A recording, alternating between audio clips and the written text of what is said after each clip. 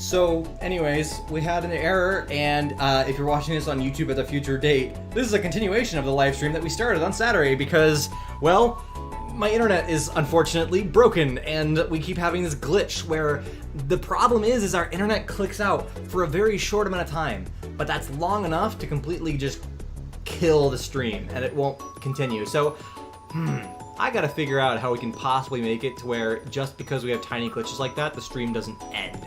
So, hopefully everybody gets to move in through here. Hey everybody, welcome back. Welcome. Stuff happened. I know, angry face, dude. I don't even know how to fix that because the problem is it's just the internet blinking. It blinks for such a... We gotta fix it soon, that's the problem. Like, we can't have this keep happening because it's just so unfortunate, but like, let me see if I can Google it. Prevent YouTube stream from stopping during... Oh, you know what?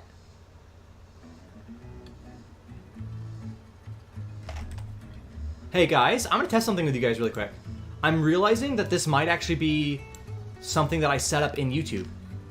So I'm actually gonna show you some behind the scenes here. So this is my like stream setup. This is what I see on the back end of YouTube when I do a stream. And I had this function here, enable auto stop, turned on. And what it originally did is whenever we would have, like, whenever in my streaming program, like this is my streaming program. This is actually how I choose, you know, like what's currently on the stream. I actually see your chat down here on the streaming program, but this is where I can choose, like, for example, the stream countdown is set up here. So I can So this is my program I use to actually do the stream. When I press stop streaming in here, originally, this little feature meant that when I stopped streaming from my program, it would stop streaming on YouTube as well. I'm gonna test turning this feature off. And what I'm gonna do is you're gonna watch me right now. I'm going to press this stop streaming button. And what I'm hoping is that the YouTube stream doesn't officially stop. I'm hoping that I can press the stop streaming button as if the internet went out, start it again, and then maybe it'll stay on the same stream. We're gonna find out here, but this is a test to see if we're basically trying to intentionally fake me running out of internet for a short amount of time. So we'll see if this works. Because that's kind of my only indication of an idea of what I might think would work. Yeah, let's try it. Alright, so this is a test. If it doesn't work, then I know we'll have to start up a third stream, but let's try this really quick. Stop.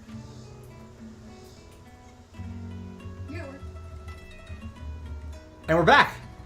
Okay, so that worked. So that's it. I just had the wrong setting turned on, guys. Now, from here on out, whenever the internet blips out like that, it'll look like it just did right now. It will, yes. Oh, golly, guys. What a simple, all of our problems for the past few streams is because of this one feature on YouTube. So now my internet can go out and come back, and the stream won't just end on YouTube. Hey, welcome to the new, you are here at such an interesting time to join our streams as we have just improved the streams so much, you wouldn't even know, but we just workshopped and fixed a big problem that had been happening because of our internet previously. But now streams won't just randomly end when we have a tiny blip in the internet. So funny. So anyways, let's continue working on our video. I'm really happy about that. This is good stuff today. Hey everybody, and I'm glad you found the new stream as well. I am so, like, ecstatic by the fact that that's such a simple thing now. And now, like, I know we would never do this, but I realized that we could potentially, like, have a lapse of, like, 20 minutes where we weren't streaming, and then once we turned back on the button, it would still re-click in to the same YouTube stream, which is cool. I'm really glad that we have that working now. Very good. All right, so we're animating Squidward. Let's animate him. So his horn goes up, it goes down, it goes back up a little bit. I think we're gonna push him forward a little bit. So I'm gonna rotate his head, push this forward, push every little bit of him forward, and we're going to go ahead and wiggle him forward. And there we go. So now we have it, he goes up, he goes, he starts in a middle ground, he goes up, he goes down, he goes to the middle, and now we need to go and have a final frame where he sets to a bottom rest.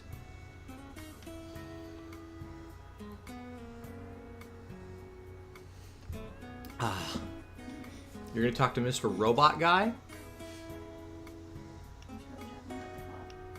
Oh no, yeah, the bot the bot does not have much functionality at all. I gotta actually, like, we have to do some research into even the things we can do with it, because right now it has a lot of features and we turned all of them off just because we didn't want to worry about them yet. We just wanted to make sure that it worked. But good. Yeah, maybe it's just it's an it. I mean, it's a robot. Hi, welcome back. All right. So we're just about done with the Squidward animation. Once we're done with this, we can move on to some compositing and get to some 3D, yeah? Work in 3D for a little bit. I can't believe that the solution to our problems was that simple. And I didn't even, what's funny is when I started to Google it, that wasn't the solution that came up on Google. It's just that when I saw, like when I was just simply looking at the words I typed into the Google search, I'm like, wait a minute. There's a feature on YouTube that I remember turning on. It will be able to do commands, yes. I don't have any of them turned on though. That's the problem. I didn't want it to start doing stuff without me knowing what it's doing. So I will be like slowly turning on its features over time as I like experiment with it. But yeah, right now it has none of its features, none of its commands turned on. So we should just be able to do a classic tween and go ease in and ease out. How does this look? I am impressed with how simple of a setup we did. This is like surprisingly good considering how simple of a setup it was. Just anchor points on the back of his arm. Like the whole middle bit of this here is very convincing despite the fact that we put no like animation data. We just moved the clarinet and these are like being pulled along for the ride. I feel like his nose is, look at this. So the clarinet should probably be in between his mouth and his nose, which is a weird problem to solve now. How are we gonna solve this problem? How do I do this? Can I? Okay, wait a minute. This is something I've never tried doing. Yes, I can swap it, can't I? Okay. I'm gonna try something. We're gonna take his head. I've never done this actually in Animate before, but I feel like this is the only way to do this. We're gonna take his head, we're gonna duplicate this and create, oh, that's not the one I want. What's this one called? This one's called full head. Okay, let's find full head. Full head, okay. So we're going to duplicate his full head. I'm gonna go inside, and I'm just gonna literally delete everything but the nose. So this is a version of his full head that only has the nose. And we're gonna know that it is the copy version. So what I wanna do now is go into this one and delete the nose.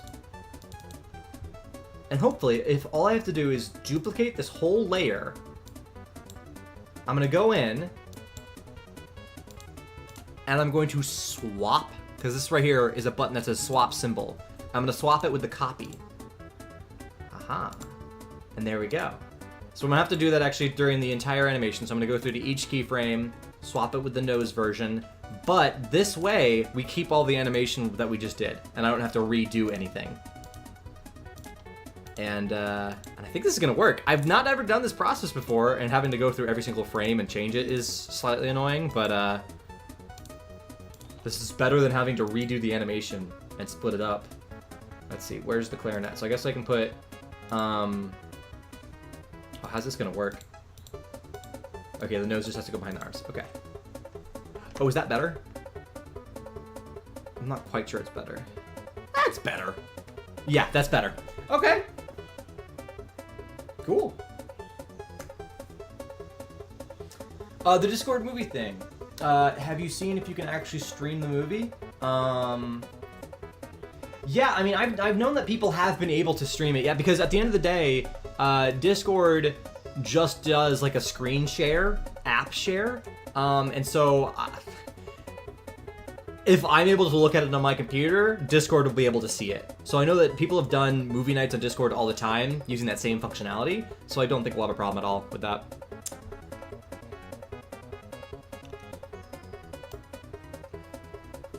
Cooking with Patrick videos.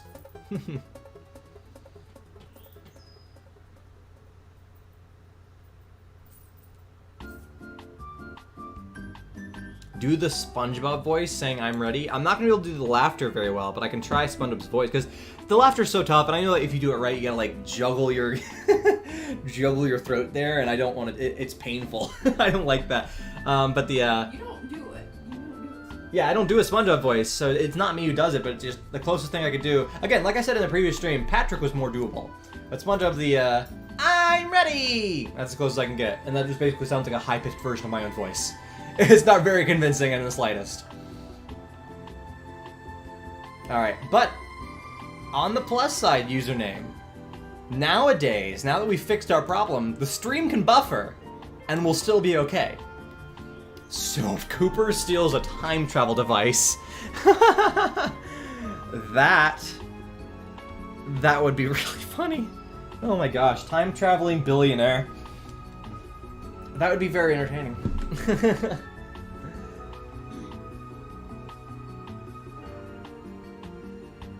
I'm not gonna be a script. I can't read scripts as comments at the moment, no, but I couldn't do Mac. Mac and Blue are even more unique than SpongeBob's voice. I'm just gonna give up now because they are so, like, oh my gosh. Matt, like, those are two voices that you have to have the real, like, good voice for it. Those are very, and they're very similar too. They both have a very similar timbre. I cannot do Mac or Blue's voice at all. They're very cool. Yeah, there's a very special quality to both of them. All right, we're gonna render out this animation. Now I just realized we have one slight thing I might want to consider, and that's shadows. Throughout this video so far, we've been making sure that cartoon characters have like these realistic shadows, you know, like these, you know, cartoon movie style shadows. And, so I feel like I might need to add a shadow onto Squidward here. So we're gonna have to. But I'm trying to figure out if I can do that with the simpler version. In the real shot, he's mostly backlit, which is good. You know what? I might be able to do it in After Effects and not have to worry about it here. Yeah, we're gonna do it in After Effects. Okay, good.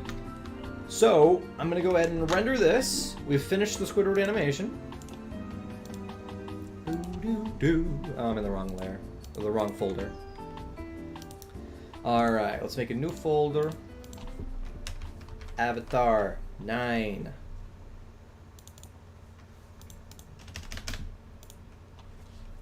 Alright, we're rendering that out. A mind control crystal. That's probably a story I wouldn't want to do as much, because you can do the whole mind control thing, the whole zombies thing, but it's like, the real SpongeBob movie already did that, and I don't want to copy that too closely, unless I did something new with that story, but I don't know what I'd do new with that story, right? Like, yeah, there's the idea that we could have then, like, all the cartoons chasing people and stuff. Brian Hull, yeah. Does Brian Hull do, live streams too? Do you jump into those? Yes. Yeah. Tom Kenny has voiced a lot of characters, but the Mayor and Powerpuff Girls is one of them.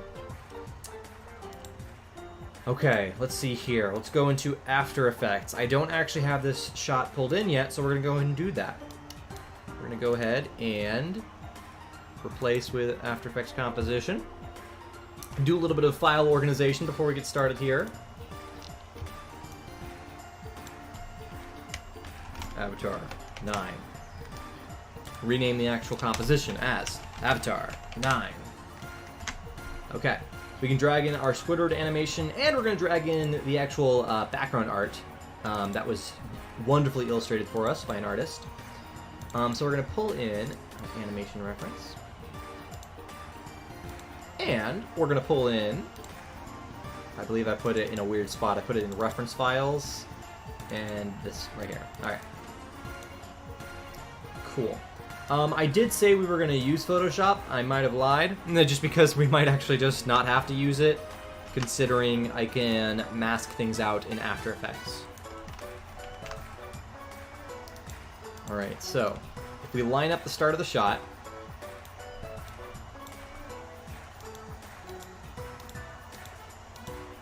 it looks pretty lined up there.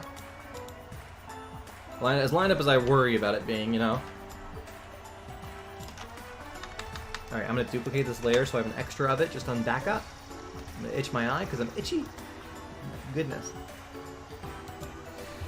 Alright. How did I learn to animate stuff for SpongeBob? A bit twofold, I guess. I learned animation just on its own. Kind of just learned how to animate on a separate thing.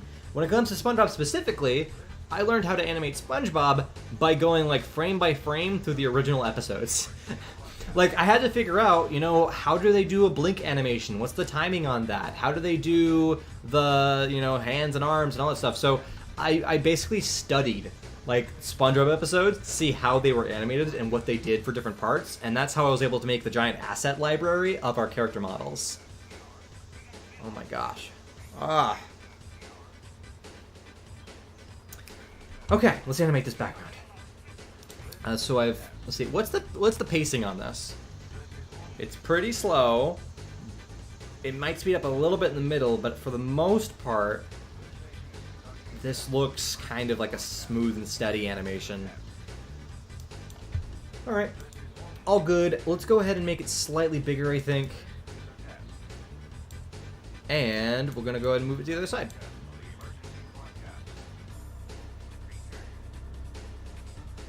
And it looks like the horizon goes up, so we'll move up. Oh man, huh.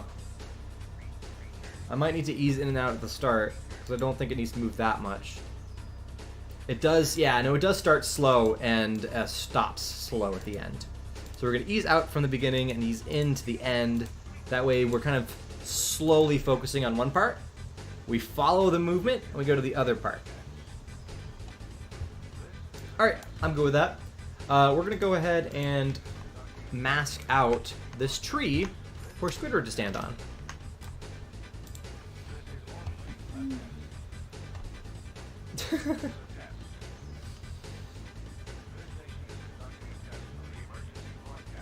Makes you want to go back to 1999.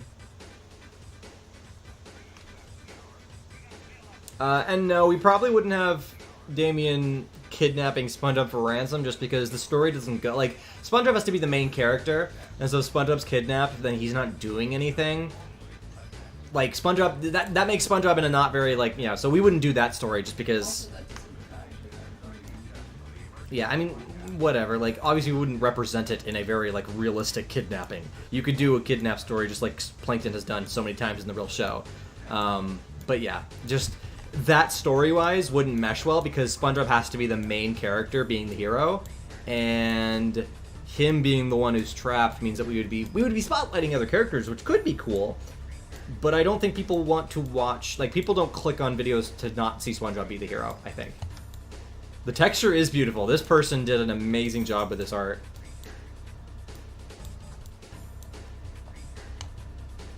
I miss him too. I wish I could have met him. I'm so happy I was able to meet Tom Kenny. And I hope to meet some of the other voice actors as well. I really want to meet Bill Fagerbakke. I'd love to meet, you know, all of them. It'd just be so cool to meet these people that have defined just a massive part of my life. Would be great. So yeah. A viewer has rejoined. Welcome, whoever you are. You lurker out there. We appreciate our lurkers. You don't have to be active in chat to watch our streams, and that's okay. We understand that. We are very, very welcoming of the lurkers because not everybody's comfortable with jumping into chat. I'm happy that you guys are comfortable with jumping in chat because it makes it more interesting for me to be able to, you know, jump along with the chat. I get to say more interesting things.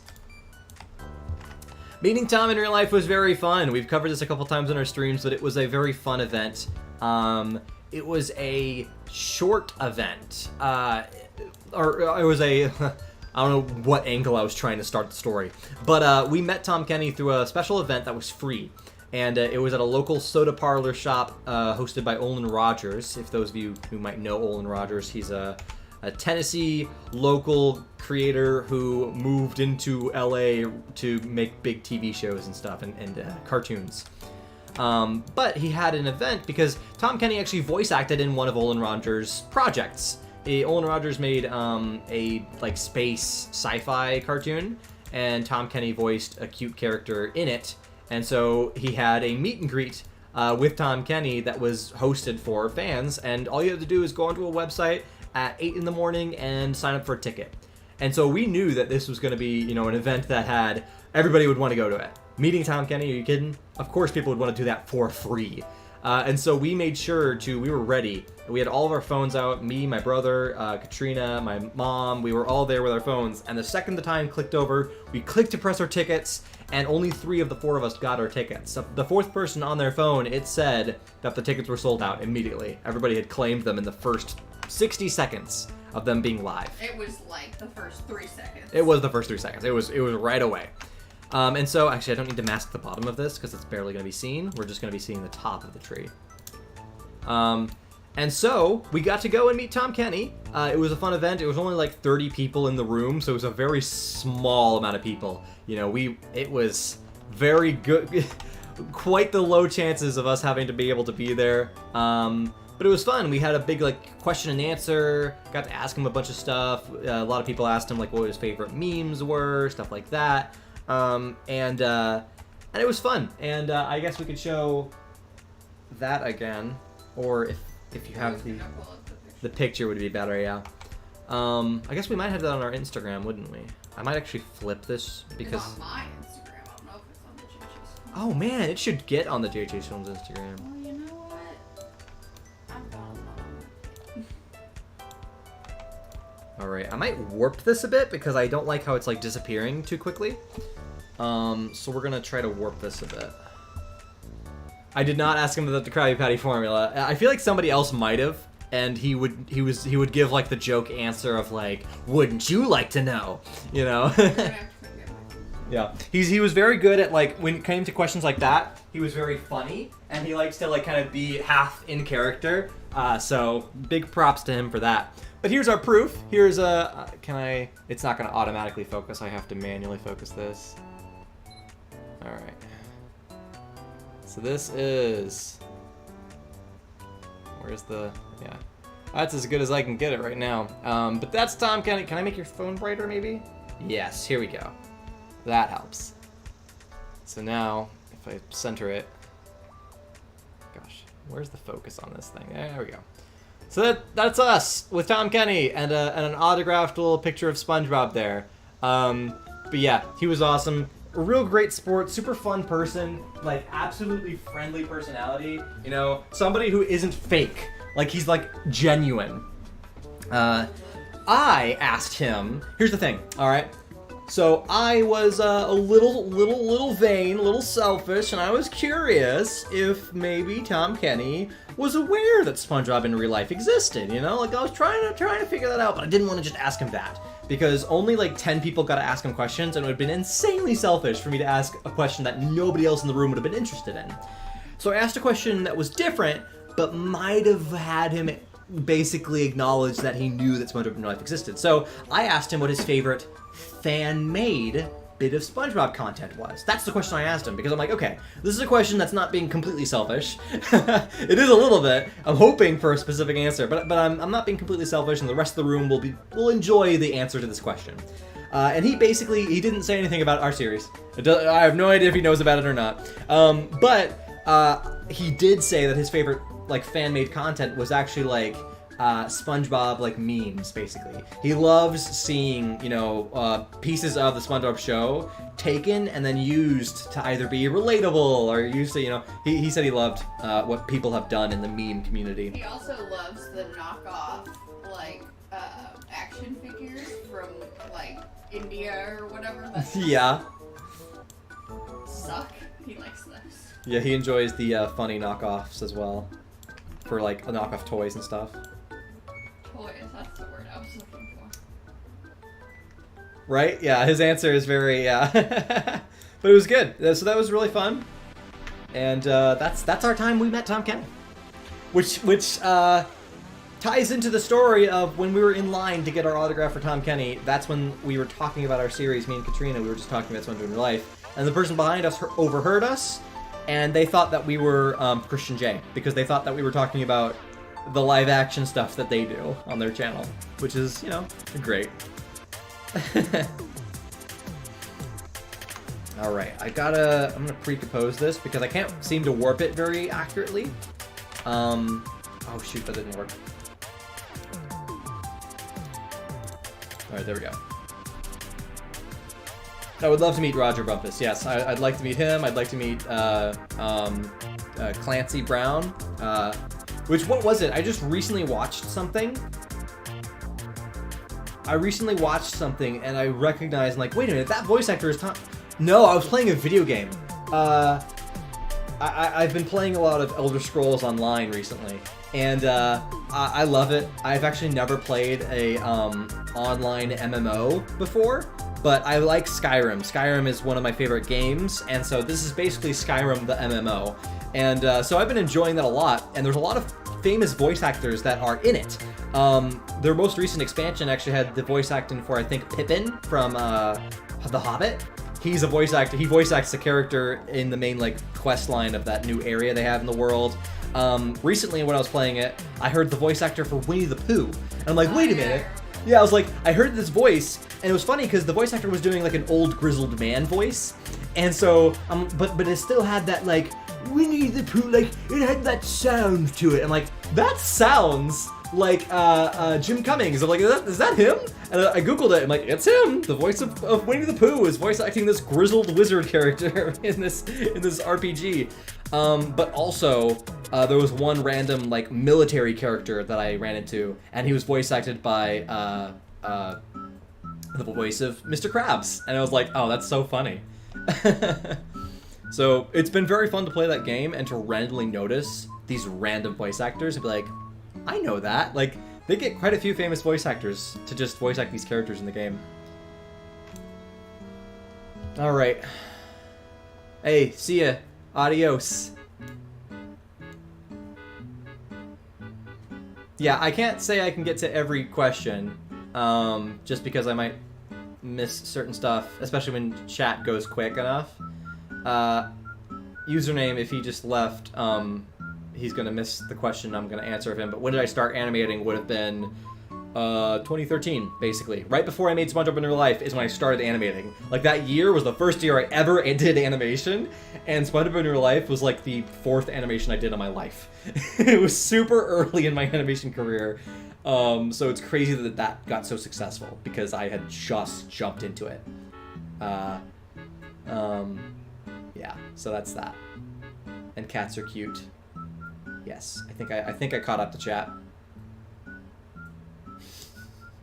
I think we can't take impression requests anymore either. Because we're just not voice actors. We're not. We can't do that, you know? It's like, we have, especially with these characters, we just have zero, like... It's not what we do. It's just not what we do. So I apologize, but we can't. Just not our thing. Mr. Krabs would really be stricken in the war. You're saying about your cats? Yeah, you're cute and fluffy. One of them are thin and skinny. So very similar to ours then, because we got the skinny and fluffy is actually, like, completely relative to their fur type, because they have the same like weight, right?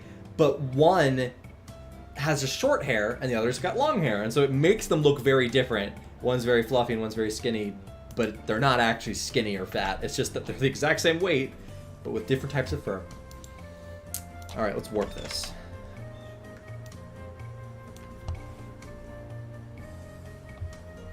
Yes, as we know, whether it is food or not, I'm not a big fan of spam. This is what I've learned.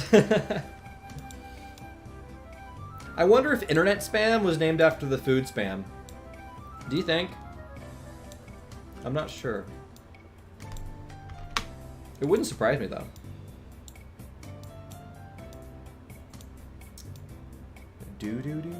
Okay, I think that matches a bit better with the start of the shot here. So we're gonna put it here. And which way does it go? It actually goes the opposite way, doesn't it? So it's gonna go down and to the right. And I don't want it to be a straight line, I actually want it to curve. Alright, let's check this out. Oh, let's also let me bring in my aspect ratio bars, because I don't want to see what I don't want to see. Vienna sausages. I have seen them before, like the tiny red ones, right? I have seen them before. Eat a lot of processed food. But I don't think I've eaten them in my entire life. I might have. Are they sweet? I might actually had them if they're sweet. Okay, I think that worked really well. I feel like this bottom element sells the parallax, and then Squidward in here is going to help sell it even more. Can you do a video where the gang go into space? Actually, we were considering doing something like that. We wanted to do potentially like a whole like Sandy's Rocket parody almost. Not parody, but like based on the idea that Sandy does space travel. It'd be a fun idea, and we thought it'd be maybe good for a clickable video to like have like, oh, like Sandy steals like Elon Musk's rocket or something. I thought that'd be funny, because he's a very memeable celebrity. Not right now. But not right now because we're just so busy with our curtain stuff. Yeah. Again, at this point, I can't really continue to answer questions about video ideas just because there's so many of them I can't really get to all of them. If you import stuff, which key do you use to import stuff? Do you mean like into the program? I just drag and drop. Like, I always just will take a file and drag it onto the program, and like you can pick whatever folder you want to put it into, and then boom. Now it's in the program. I don't have a button that I press per se. I'm not that fast. I know there's so many keyboard shortcuts you can use in these programs, and I have a lot of them, but I don't have like the import button per se, just because. We know someone who's a fan of using the shortcut. Yes. You got a spam call? I've been getting a lot of spam phone calls recently, I'll tell you what. What happened to the college videos? The problem with them is that there's a weird thing about the YouTube algorithm. And that is, when I have a lot of videos on this channel that nobody's watching, it kills the entire channel overall. So having all those random little videos that nobody was watching, YouTube was looking at my channel and saying, man, nobody's watching this guy's videos, we're just gonna stop recommending him. And that is the worst. So what we had to do is actually take them off for a time. What I want to do is post a single video that has all of my college projects in it. That way, if not a lot of people watch it, it won't be that big of a deal because it's only one video compared to 10 videos that nobody's watching. So we will be reposting those at some point. If there's an interest in that, we can post it sooner than later. It's on our list though, and we already filmed like we filmed me talking to the camera about each project. So basically the video would be structured as, hey, let me tell you about this video really quick. Here's what the project was about, and now you watch the project, and then you get to see the first college project. And so that's what's gonna happen there. If you talk about the vlogs are still up. The vlogs are still up. They're in a playlist. They're not sweet? Okay, then I have not had them. I feel like I've had some sort of like tiny sweet sausage of some sort. Ah, the rain caused some internet lag. I apologize for that. Okay, spam was food first and then the internet spam. Thank you for searching that up for me. Yeah. Now, I can easily see how that might have been, you know, because I feel like spam, nutritionally, has the same nutritional value as internet spam. It's just completely, just fattiness and a ton of salt. I can see the comparison that I've eaten real spam. I've not gone to the YouTube headquarters before. That would be a fun thing to do. That'd be a fun vlog. Got a copyright strike? You did, Mason? Because I'm sorry about that. Yeah, copyright strikes, they're not the worst thing in the world, honestly. Oh, a copyright strike is bad. A copyright strike is like the big thing. A copyright claim ain't that bad at all. That's just you're not making money on the video and some company is. We know much about that because we've had that happen a lot, especially with the parody videos. It's you know, hard to avoid the side-by-sides. We have a real movie trailer in the video. Let's plop in Squidward animation wherever I put it. Oh, am I in the wrong spot? Here it is. Okay. Yes, 2 more will be that emoji, absolutely. Oh, we never added the... It came from a skit, that's fun. What'd it say, hon? Israel made the pineapple pizza emoji. We never... Yeah, we gotta get the pineapple pizza emoji put into the Discord, and then eventually that's definitely gonna be available on the streaming channel. Once we get emojis on this channel. We will eventually have them, but yeah. No, we're probably not gonna touch basketball ever again just because we did the Space Jam video, and so like that's our Nicktoons doing basketball video. We've done it. I think that's been claimed within our repertoire of videos. Also, we're not basketball.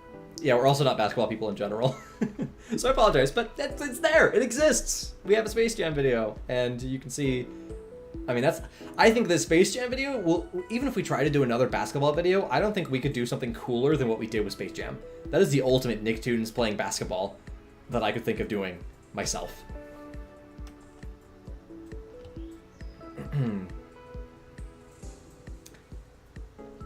All right.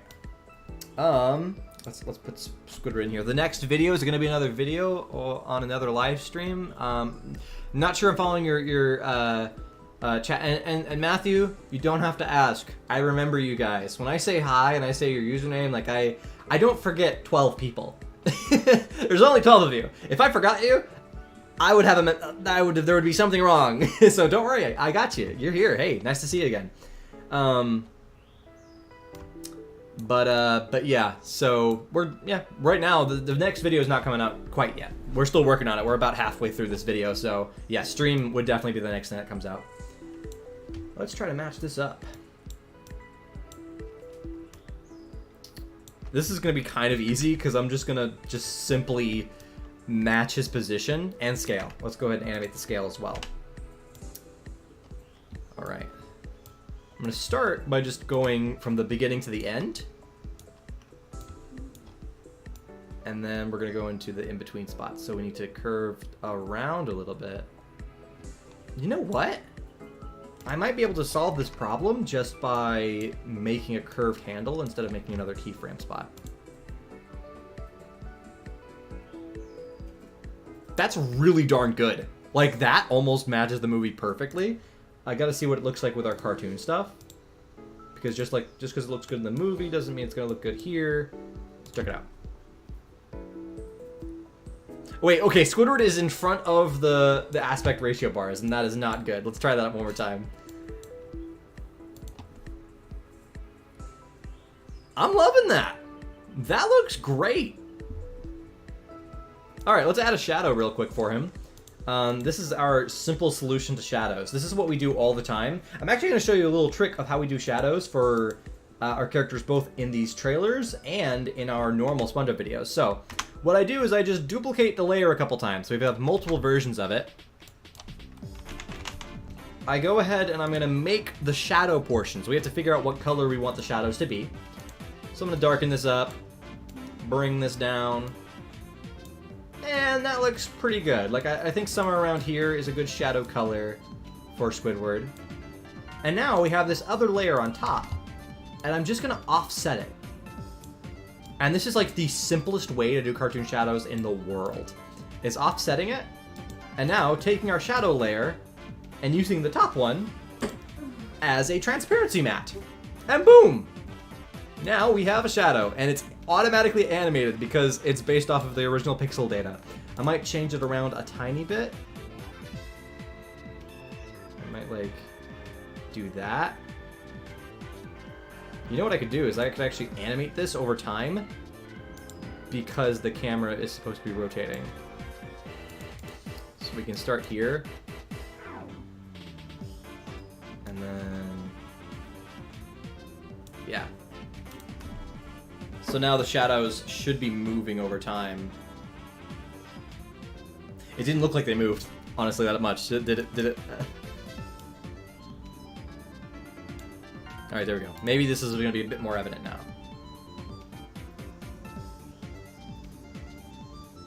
Okay. It's pretty good. I don't like how the clarinet peeks out right here. I need to fix that.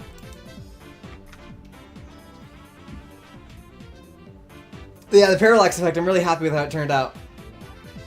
Alright, let me fix the clarinet showing up beneath Squidward's mouth, just because that looks weird. Okay, that's just a keyframe error. So what we're going to do is go ahead and fix this really quick.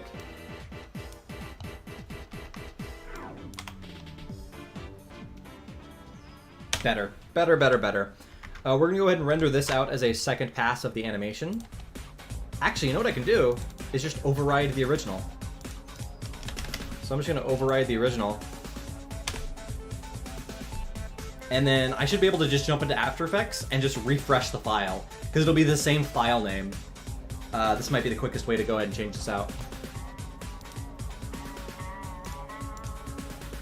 Alright. We will reload the footage, please. And there we go. Fixed immediately, just like that. The workflow, we have perfected our workflow in such a way that it's like, we know how everything works and it's easy to change things around if we need to.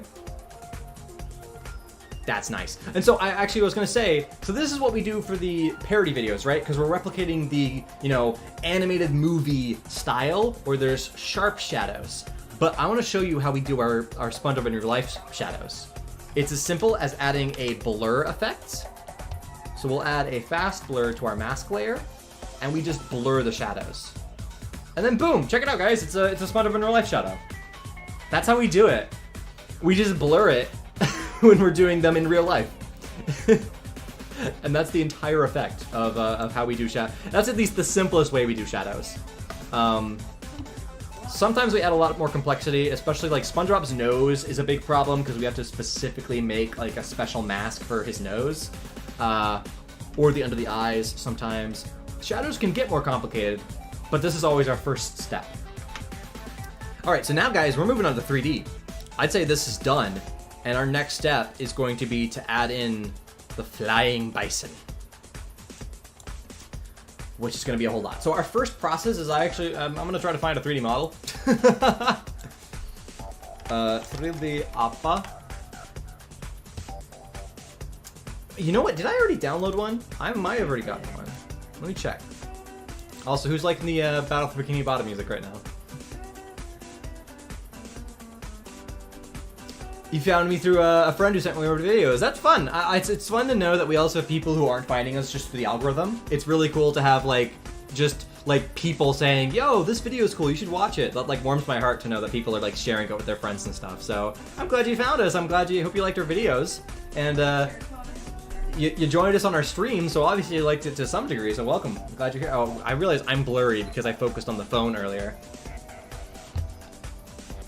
Okay, so. I need to go ahead and see if I can find project files, 3D. Did I download an Appa? It doesn't look like it did. Okay, we're gonna have to find one. We will have to find one. All right.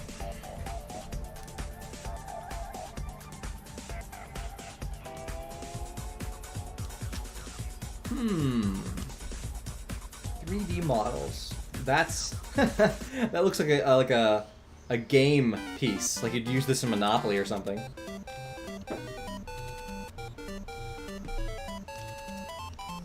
All right, is this downloadable? Is it buyable? Oh, it's buyable. Well, depending on the price, that might be worth it. $8? That's not bad. Is it rigged too? Oh, if it's rigged, that's very much worth it.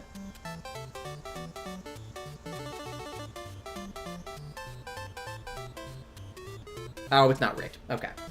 Not that... Oh my gosh, those are very realistic hands. That is terrifying. I mean, that's let's look and see if we can find anything else, but this is a very, very good model. And we don't need to worry about the rigging too much, because it's a very simple character that doesn't move all that much. Like... I'm not too worried about having to add a skeleton for the character. So let's open this up in a new tab, and we might still use that.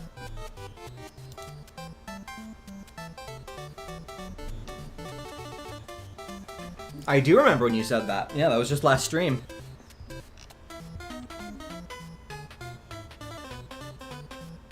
Good. Yeah, we try to make them to be very fun, and our videos are very much an attempt to have something fun and good for everybody. So I'm happy that you enjoyed it. Oh, this is a version of him flying. What is this? This looks like somebody did a like a 3D scan, but you couldn't have possibly. I mean, unless they had like a toy of Appa and they did a 3D scan of that toy. Oh, he's animated. That's fun.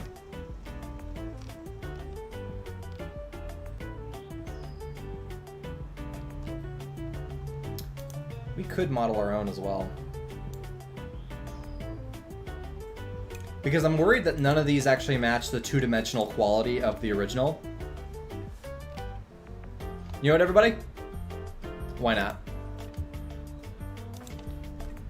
We're gonna model our own because I need to have it a specific way anyways for animation's sake. So let's jump into Blender! I opened it up on top. Everybody, this is Blender. It is a 3D program and has quite a bit of complexity over our two-dimensional workflow that we've had so far. So you're gonna see how crazy it is, but I'd like to say that I've learned Blender to a like novice degree. I'm able to do kind of anything that I want to in it, but I have to look up like tutorials every so often just because I get lost sometimes. But yeah. Yeah, we use Blender Wanapon, so that's what we are jumping into right now. So, what I have, the reason why I'm even considering jumping into and modeling this character in Blender is because we have the perfect reference that you'd want to do when modeling a character in 3D. I have, let's see, where is it? Right here. This character turnaround shows us like every view we would want of the character, which is exactly what you want. So, I should be able to maybe copy the location of this data, file, import, images as planes.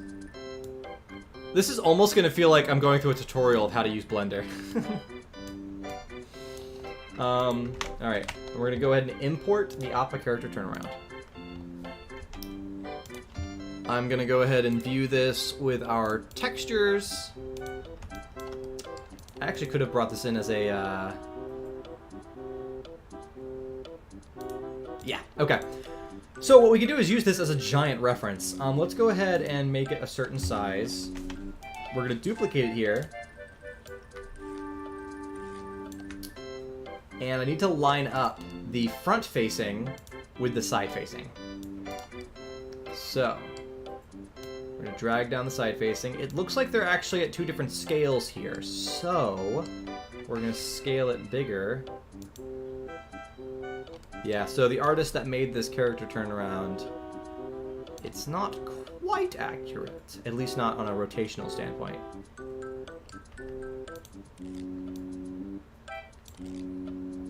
Okay. That's about as close as we're going to be able to get. So I'm going to go ahead and look at this in a transparency mode. And we'll get started. So I'm going to delete our starting cube because, I mean, well, whatever. We can use our starting cube. I'm going to drag this over. One thing I'm going to actually do to make this potentially easier for myself. Oh, you know what? I just thought of a crazy strategy. But I've never done it before. So it'd be kind of it wouldn't be a smart idea to try it. The more I look at this, the more I'm like, yeah, this is going to take a lot of time. I might just want to download a model. Let's recheck the models very quickly. You know what? Maybe a low poly version. This is like somebody's work in progress. The work in progress might even be worth it. I love all these like Minecraft ones. Like there's a insane amount of Minecraft 3D models that people have made. That's actually a really good one too. This low poly one be worth it? Is it worth it to just buy the cool one? I don't know. Maybe.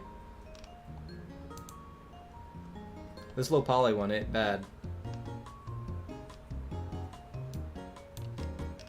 Maybe there's some weaknesses to it. Yes, we started on Twitch, but yeah, we do it on YouTube now just because at the end of the day, I think it's easier to integrate all of our content to YouTube because it's easier to link from one thing to the other, and I think YouTube is a better platform for me specifically. Low poly, I don't think it's gonna work for us. It's $8. I'm gonna go ahead and buy this. is just a good model. Okay. Add to cart. I think I've bought stuff on this program on this website before, but I'm not quite sure that I have.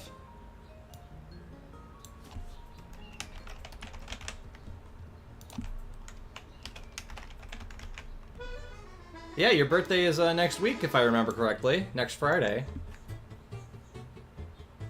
Which... No, was it? That was somebody else's?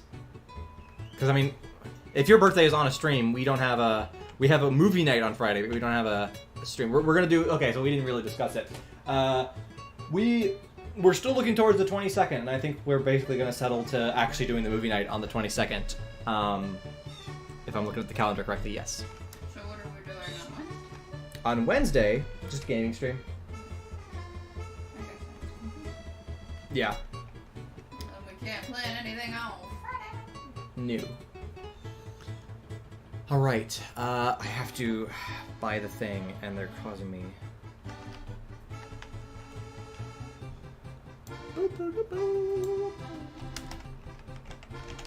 Happy birthday! We got a lot of people with birthdays in the middle of the year, that's fun. Yeah, 22nd is your birthday. Okay, there you go. Your birthday's the 29th. Okay. Yeah, we don't have anything going on the 29th. But nonetheless, happy birthday to you. Like...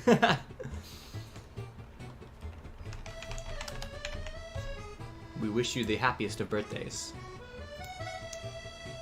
Alright, gotta type in all my information to buy this thing.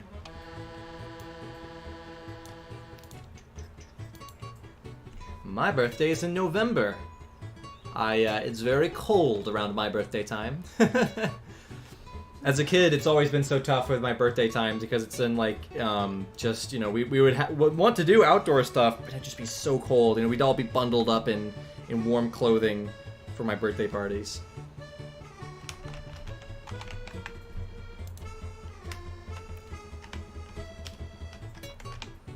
All right.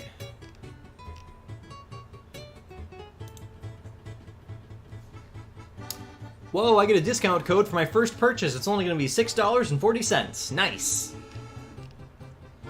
All right, PayPal checkout, please. Hey guys, buying stuff I know is not the most entertaining stream content, but this is going to be way quicker than me making the model.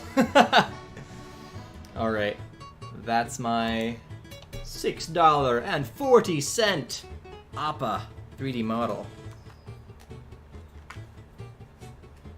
Cheaper than any of the other artists, the background artists and all that stuff. Yeah.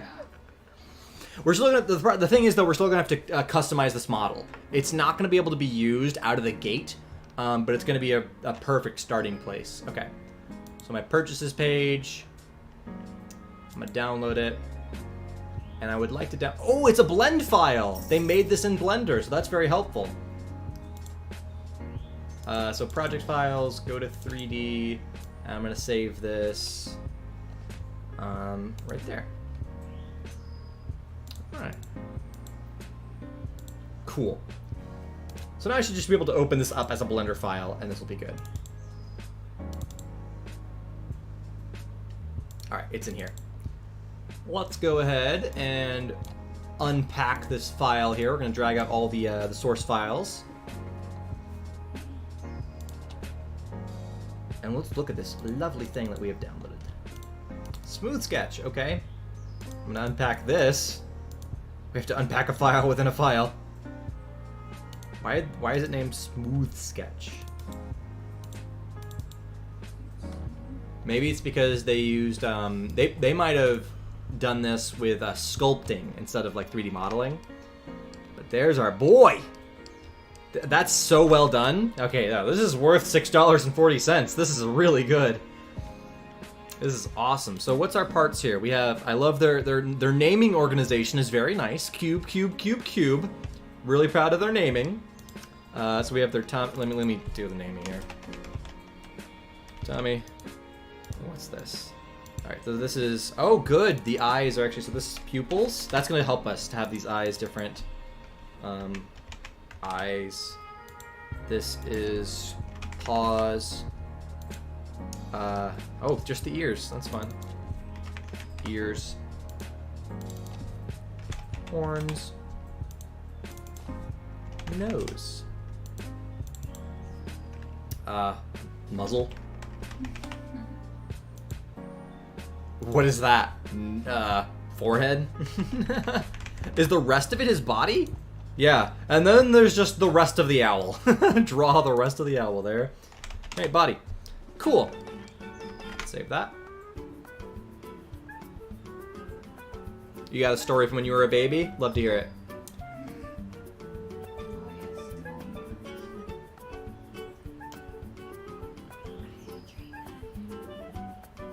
Oh, yeah.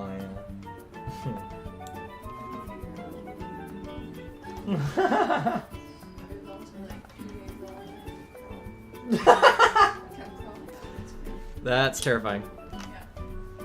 All right, here we go. We've got an op. Let's see if I turn on the textures. Do they have their built-in textures here?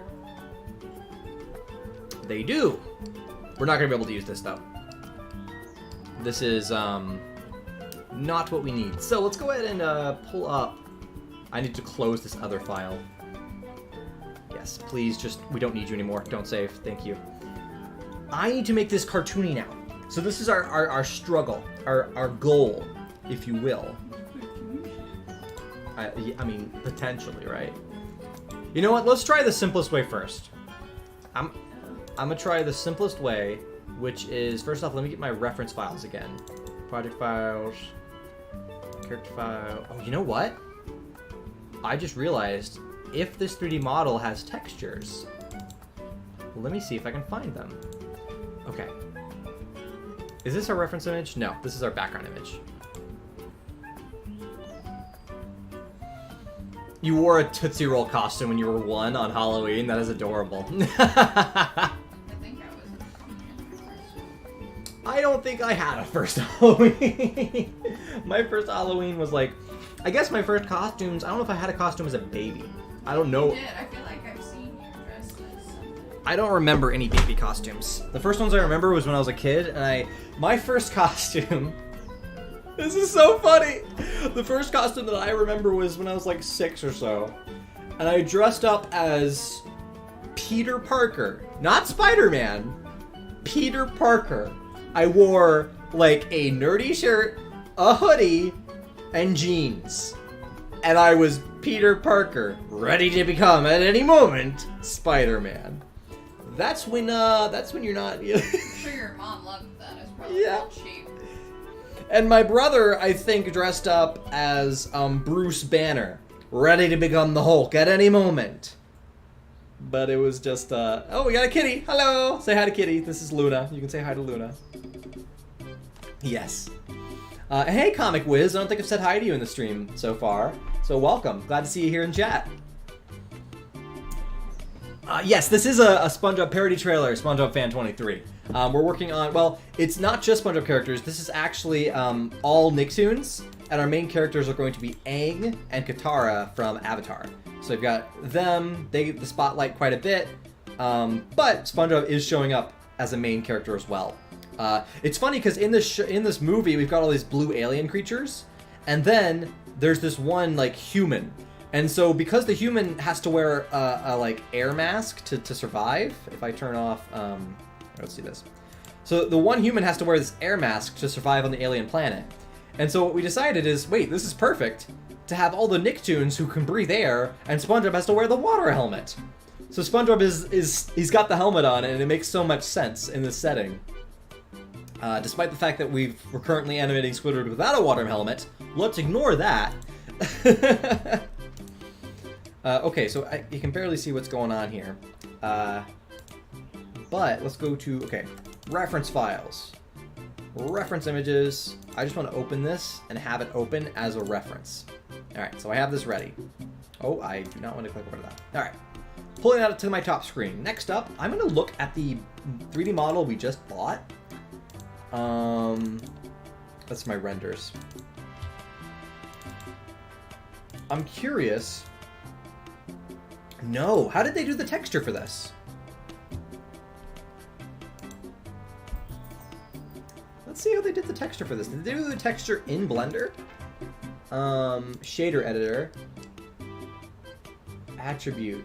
It just goes into the base color. So the base color is just color from attribute.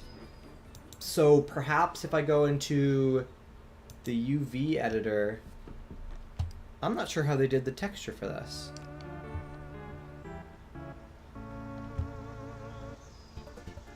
Here, wait a minute. I just cannot see anything, so we're gonna have to make this an emission. Alright, give me that please. And put that there. Alright, now I can start to see it. I'm wondering how they did this. Type geometry. Do we have a... Because this is the thing, when you download something that somebody else made, you just have to like look through it and figure out how in the world did this artist do this thing? Like, I don't know how they functioned it. Wow, how did they do this? I mean, I could almost just keep it like this.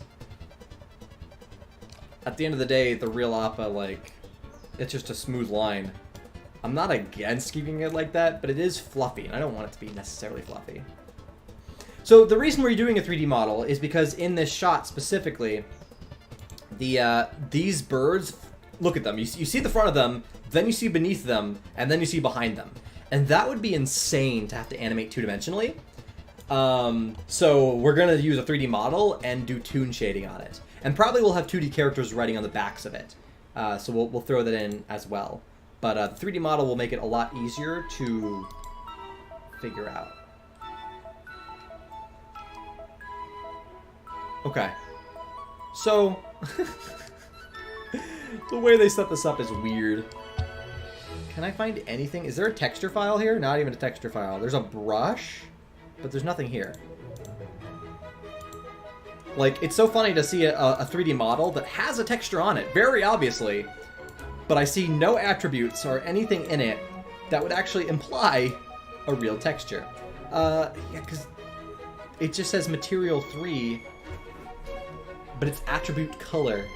What is attribute color? Type geometry, name cold.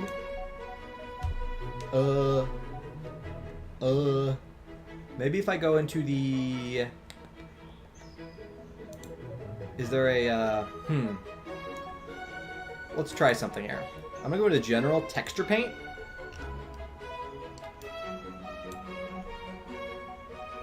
Missing UVs. Yeah, so it literally doesn't even have... So we're gonna have to redo its texture, just because it doesn't have the basis of what we need to even paint on it. But that's okay. So does it not even have a UV?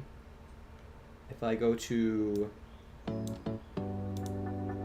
the UV editor and I tab into edit mode. Oh, what a topology. That is a mess. Oh my gosh. This is terrifying to look at. And no, yeah, it literally doesn't have anything. So let's go ahead and make something for it.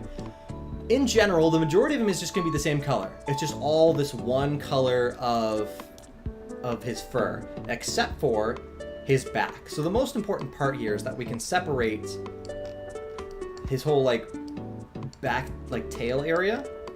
So I have to see if I can find, I'm just going to have to, oh, this is horrible. It's so hard to actually see anything here. Alright, we're going to trace out a line that we want to keep for the area that we need to be textured. Also, actually, you know what? Looking at his real tail, trying to figure out how we're going to have the brown go down like that. Funny that they don't show the brown on the bottom here, despite the fact that it definitely should go down there. So what we're going to do is, we're going to go down through. I think it makes sense. Okay. I'm just going to trace up the sides here. And then I have to basically cover the back and up to his forehead. That's the important part where we're going to have to do some texture work. So, go up here. We'll just go straight across. And I'm tracing out an area where we can do a different texture. And so it needs to go kind of low on his forehead too. So we'll just cut out this area here.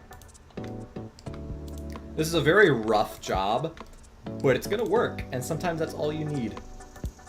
If anybody were to ever look at what I did behind the scenes for this, they're gonna be like, that is the messiest way to do this. Why would you do it this way? And I'm just gonna be like, you know what? It worked. And I don't need it to do more. Bevo, please don't do that. That's spam. I'm sorry, but you can't beg me to read a comment about something that you're just telling me a random thing that exists. Just, please don't do that, okay? Yeah, it's hard to color models. It is very hard to color models, for sure. But we're about to make this easier because we're going to do the texture work in Photoshop. Zach, he just told Bevo not to do that. Yeah, guys, please do not spam with asking me to look at your comments. I look when I'm able to, but I'm actively working too. Like, so I'm trying to chat with you and let you know the process of this 3D work. I will mute you. Yes. There was a show where they swapped between 2D and 3D. That's very funny. All right, now if I've done this correctly, which who knows if I did, I just need to do edge, and then I think all I have to do is mark seam. And so now, there's this big red line, and if I just go ahead and UV unwrap, should be, this is gonna take a long time by the way, there's a lot of lag right now, because it's trying to unwrap like every single point here is a different vertice. So this is, well, how many vertices is this? This is 55, no, this is a lot. I mean, there's 160,000 edges and 100,000 faces. So it just tried to unwrap all of that, and there's one weird triangle going through here. I don't know where that is, but we're just gonna shorten that down. All right. Live update, please. Cool. So this right one is the part of his fur that we actually are going to put the texture on. Specifically, that's the point. Oh, man. You mean yeah, not a. All right, so we're going to try to go ahead and do this. What I'm going to do is... This is a funny way to do this. We're going to go ahead and UV. We're going to save this. We're going to export the UV layout. And so basically we're going to be able to have this mess of pixels. It's an absolute mess. But I'm going to save this as our body UV. And we're going to export this as a 1024 by 1024. In Animate, and I'm using Animate for this, not Photoshop, for a very specific reason, because I think we're going to have to warp it soon, and I'd rather warp it in a very specific way. Alright. Oh, I did not do that right. So, what was the size of that? The properties. The size was 1024 pixels by 1024 pixels. So 1024, 1024... And now, I'm going to drag and drop in the reference that is nearly invisible. Oh, darn it. That's because I only had this one set. I have to select everything first. Alright. Now it'll actually work. Now we see it. Oh, look how horrible this is. The unwrapped Appa. Whew, that is creepy.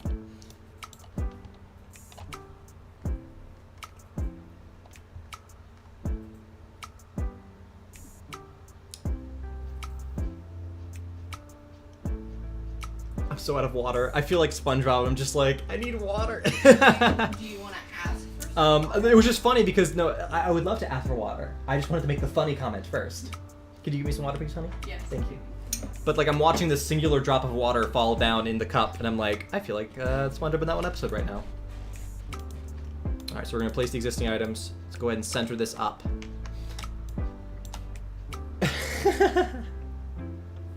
Well, I appreciate, yeah, just watching, and that's fun. I appreciate that. And I appreciate chatting with you guys, too. I just want to let you know, if you're just trying to, like, tell me, like, hey, this random cartoon exists, I don't have anything that I can say about that. Like, yes, it exists. That's cool. I'm not going to watch it. I just can't watch, like, a bunch of cartoons. So I'm glad you guys have a bunch of cartoons that you like watching, but there's not much that I can say when you just continuously chat in the chat of saying that there's cartoons that exist. Like, that's cool. So spam is the food, and I had this story earlier where yesterday my brother had me, he basically forced me to try spam. But also it is, spamming chat is just when you say the same thing over and over, or request that I read a specific comment over and over and put emojis in it to make sure I see it. Like, that's spam. Like, let's not abuse chat. If I get to see it, then that's a good thing, and I get to see it. But I will miss things in chat, and that's just the thing of how chat works. And there's some things that you don't have a response to, or you just don't feel like responding to. Exactly. And that's okay. I by the way, I'm going to stop responding to, like, if I don't respond to it, there's probably a reason. I don't just miss comments. Sometimes I read it and I'm like, okay, I don't want to respond to a certain comment because it's not going to help the stream become more entertaining. Spam is food. And spam is also food. I'm glad you love my content. Spam is a kind of like, it's like a composite meat, basically. Like Processed meat. Yeah, it's a processed meat. Similar to like a hot dog or something like that. Like, I read the ingredients of it on the can last night, and it's mostly pig, but it has like some potato starch, a lot of salt, but yeah, it's a patty kind of like thing. Spam is not spam is not a troll, but trolls on the internet would spam. Like, spam is a verb. It's a thing that you do. You would spam a chat with like too many emojis or excessive commenting. Yeah. That is doesn't really have a point. Yeah, excessive commenting that doesn't increase the conversation and instead just kind of like bothers everybody is what you would consider spam to be in the internet way. Yeah, delicious. Yeah, it was okay. It wasn't my favorite, and I won't probably ever have it intentionally again. But some people like spam, the food.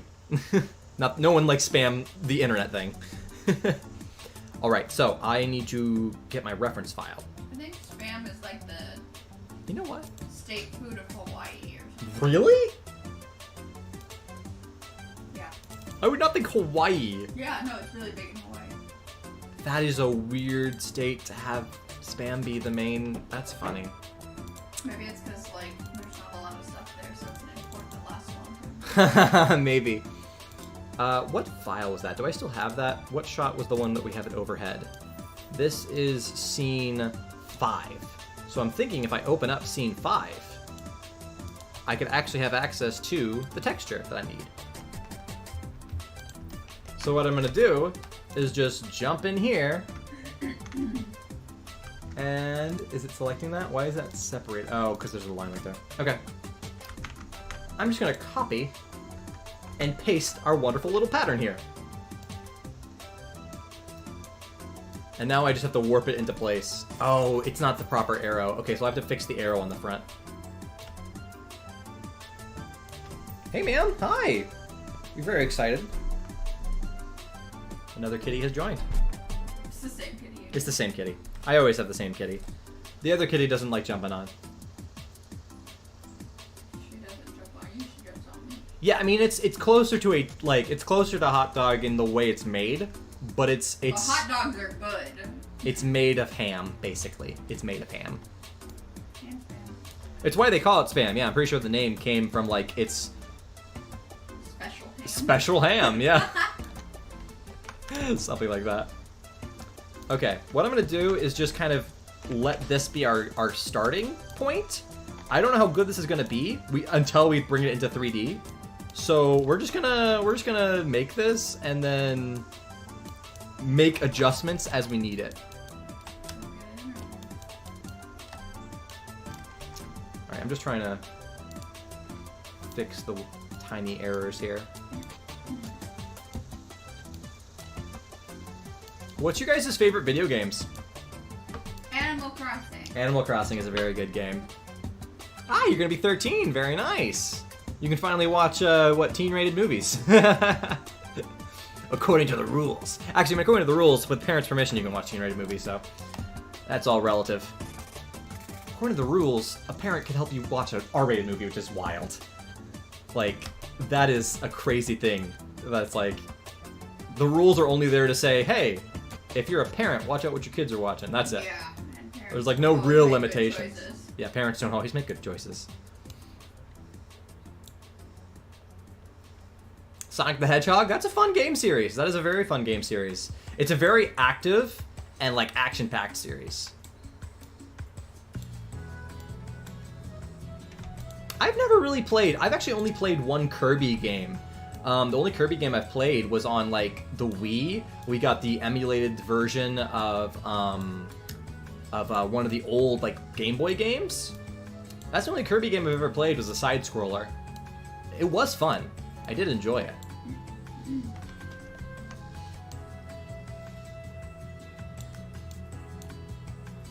The SpongeBob game series, that's cool.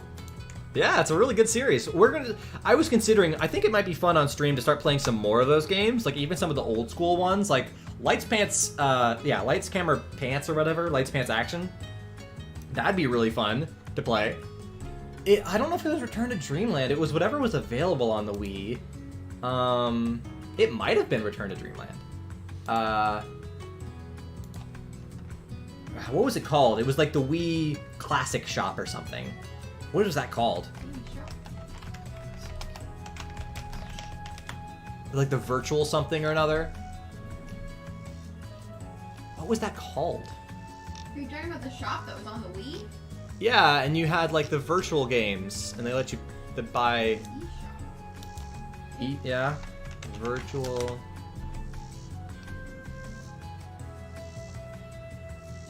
Yeah, the virtual console selection. Okay. And apparently, the Wii Shop channel shut down back in 2017, so you can't get any of those classic games anymore on the Wii.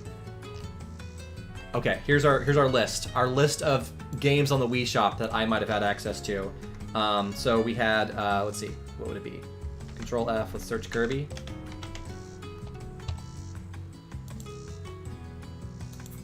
It wasn't Kirby's Avalanche, was it? That sounds not at all like what I played.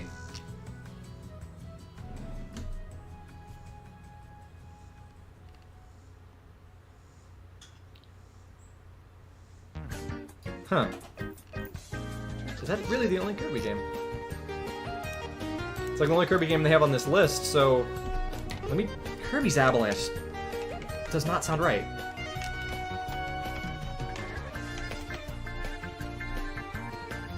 No. That is not what I played. I played a proper Kirby game. So I don't know what's wrong. This article might be wrong, but I played a real Kirby game. It was one of the 2D like Game Boy version ones, and it was on the Wii. I didn't get to finish the game, so I don't know. But it did have the standard, you were fighting King DDD and stuff like that. Yeah, if it's on that one. I'm not sure if it's on that one or a different one. I feel like it was actually on our secondary Wii that we had at our dad's house. Oh, we took your dad's Wii. Oh, then it might be on there. Mario Party is pretty fun, yes. I do. I never got to play the GameCube. I never had one of those. We jumped straight from Nintendo 64 to the Wii.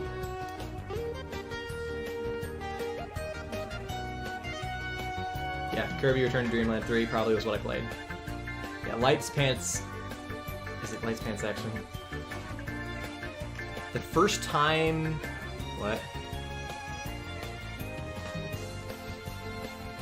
The Ori Saga. Still need to play through that, yeah. First console is the Wii for you, Zach. Okay. That's fun. What a good first console, though. That's fun. Lights, Camera, Pants is what it was called. Thank you. I would love to play Lights, Camera, Pants on stream. We gotta figure that out. I don't know how I'm gonna get access to it. First time to watch SpongeBob when you were young? I believe the first time I watched SpongeBob, I had to have been like maybe 6 or 7 years old. It's probably when I first started watching SpongeBob. I watched SpongeBob when I was a baby. I've not... Okay, I have played Fortnite, but like once or twice at another person's house. The game I really like that's Fortnite-like is I play a VR game called... darn, what's it called? Population 1. Thanks, honey. Thank you. Wow. I know everything. You are so good at remembering things. Yeah, so Population 1... I haven't played it in like 2 months, which is why I was struggling to pull it up into my brain. But it is like one of my favorite VR games, and it is basically Fortnite in VR. It's super fun. Yeah, no, I feel like we're gonna have to emulate in order to get. I know that there's a good PlayStation emulator, a PlayStation 2 emulator, and that's probably what I would end up using. I've actually got. Wait, was it on? I gotta figure out what version of Lights, Camera, Pants I'd want to play, because I have access to a GameCube emulator and I have access to a PlayStation 2 emulator, so I don't know whether the game will be better on one or the other. I probably would have to download both and just try both and see.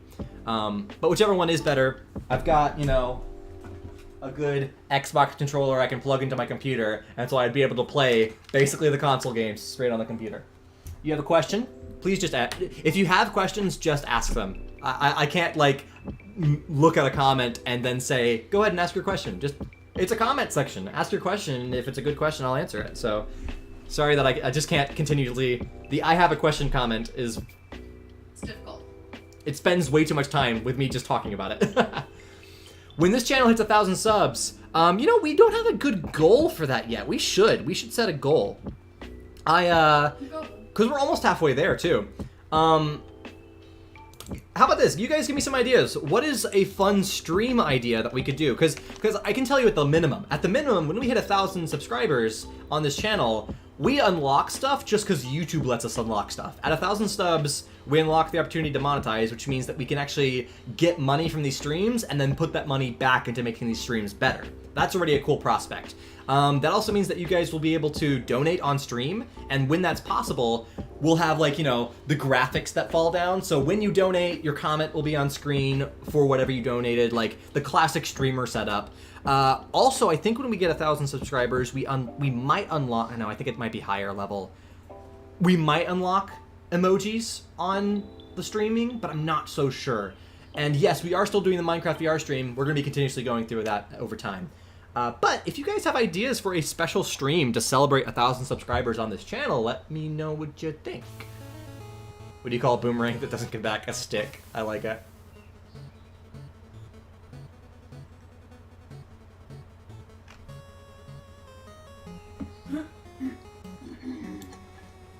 We could potentially stream old SpongeBob episodes. That would get immediately claimed, as long as the audio isn't muted, because sometimes when you upload copyrighted content, the copyright holders will mute the video, and as long as that doesn't happen, I'd be okay with it, right? I wouldn't want the video to be muted. That would suck, and there's a high chance that it would be muted.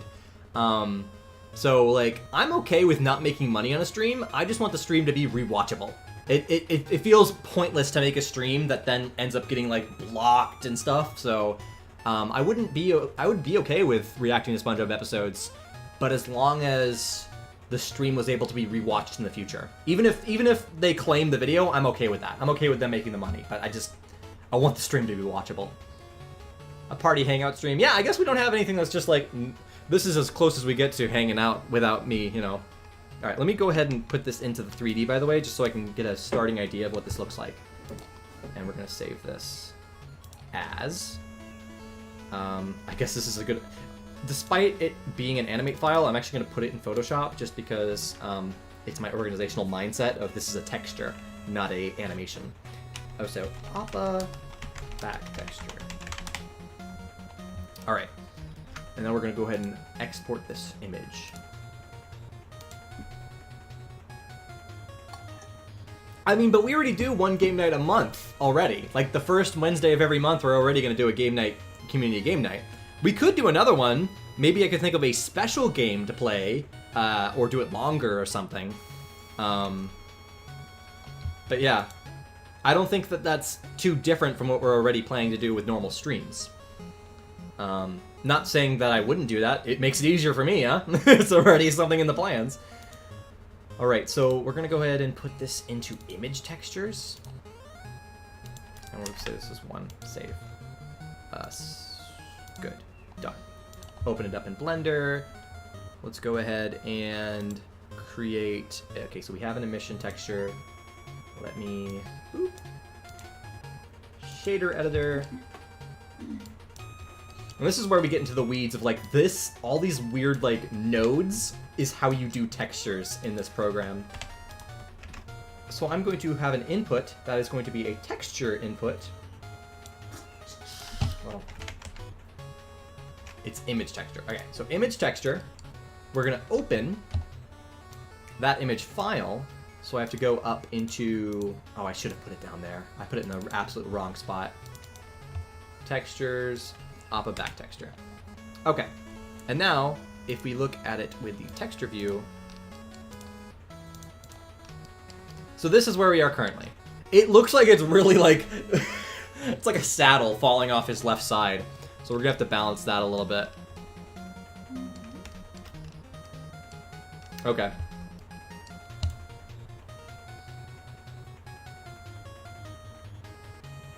When we have more subscribers here, I think it would be worth doing a Minecraft server in the future, but it's going to be a while before we can start that, just because I don't want to start a Minecraft server for like 4 people, because I don't know how many of you play Minecraft, so that would not be worth it yet, but I do want to start a server at some point. It would be really fun.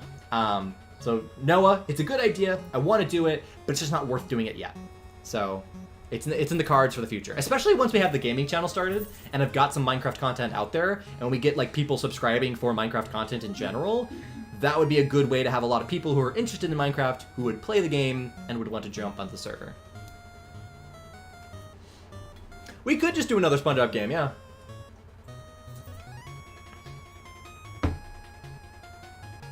Maybe, how about this? I don't have an immediate desire to play the SpongeBob movie game. But what if for 1,000 subscribers on the Jake Chase Streams channel, I do a playthrough of the SpongeBob movie game? What do you guys think of that? Is that interesting to you? If it's not, then we'll do a different idea. But that's my first idea here. All right, so we have to, oh gosh. So if this is the texture, the tail needs to be warped to the right and the arrow needs to be warped to the left. All right. You know what I can probably do? And now let's do it in a transform envelope. You'd like to see the SpongeBob movie game? Okay, cool. Sponge on the Run. I don't think I've actually watched Sponge on the Run. You know what? Maybe that'll be a Discord movie night someday. I still want to. We're gonna watch Sonic 2 next, though, for sure. But I have not seen Sponge on the Run, so I can't give you my opinion until I've watched it. That might be a. What do you think? Do you think it'd be worth doing a Discord movie night one day? That's Sponge on the Run.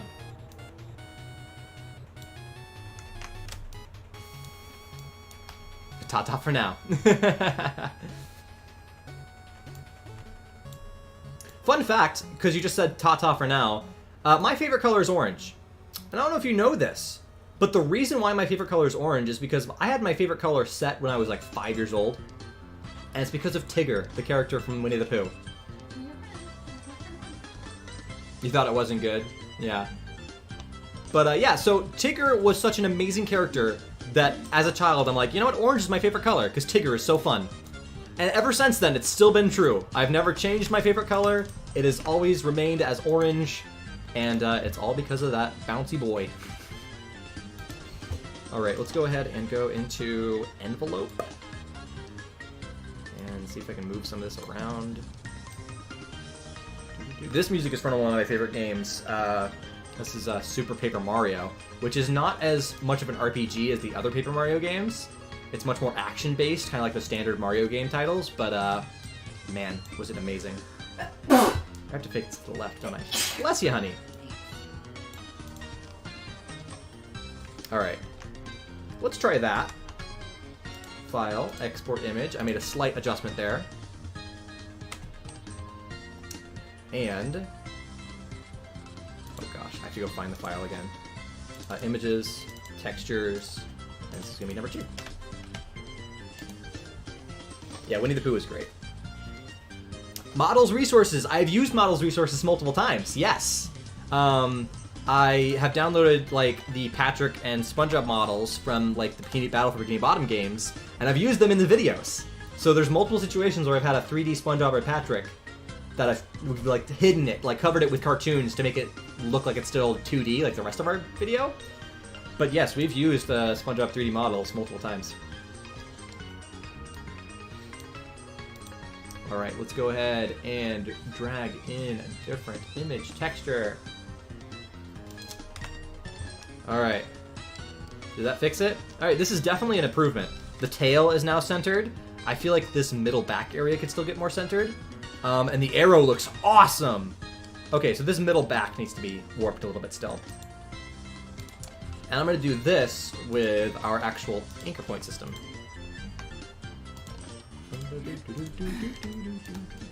Alright, which way does it need to be warped? It needs to be warped to the right a little bit.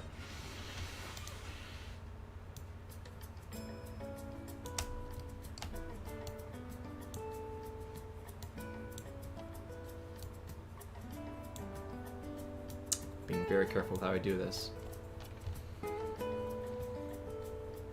Yeah. It's so good. It's such a good resource. I hope that people start ripping more models from SpongeBob Rehydrated. Because SpongeBob Rehydrated is just like such high quality models, and I would love to have some of that stuff. Even the textures from those models are really good. I've used video game textures in some of my videos. Not all of them, but some of them it's been nice to be able to pull a texture like that. They're harder to use though, video game textures. Alright, we're going to file export this image as our third render of this. And I think we're getting closer and closer to having this be perfect.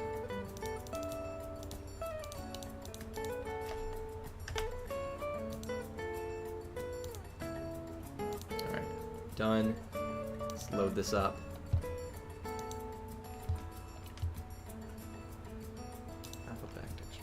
Okay. That's perfect. Okay, well, there's this one little flap here that looks weird, but honestly, overall, very happy with that texture. I think I'm going to do a little bit of adjusting on balancing out some of these, like, swoops. So let's go ahead and balance some swoops. In fact, let's go side by side so I can kind of see what the original is while I'm working on it. Alright. So, the main back swoop is okay. If anything, we could make the right side stretch farther. So I'm just going to go ahead and stretch that farther a little bit. This right here, we have this left side way too high up. So we're just going to equal that out a little bit. For the next down bottom, these are actually really close to being equal. I'm just going to stretch out this one a little bit, bring this one in a little bit. And now that bottom tail bit, it's pretty good. I could just maybe drag down this right side. And then the whole back of the tail is pretty good. I could actually maybe center the main section here. Okay, and the top of it? Yeah, I already did that. How's the arrow looking? Arrow is still looking good. Arrow is still looking good. If anything, I can maybe bring the arch of the arrow a little bit to the right. Not that far. Okay. This might work.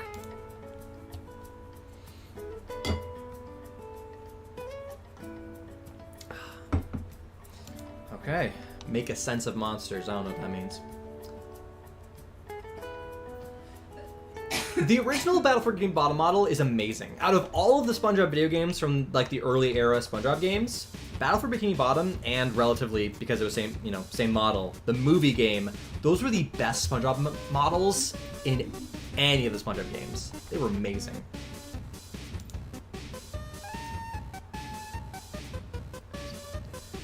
Okay.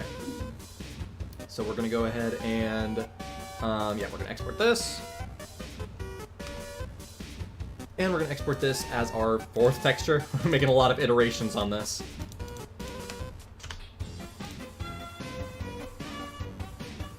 Alright. Done.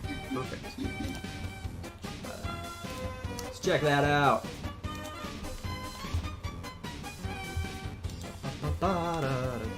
Any of you played Undertale? That's a fun game. That still looks messed up.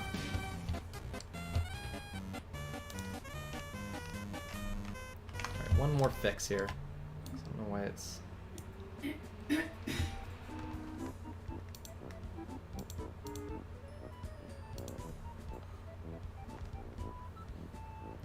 Mr. Krabs, yeah, he is definitely a weak point in the Battle for Bikini Bottom models.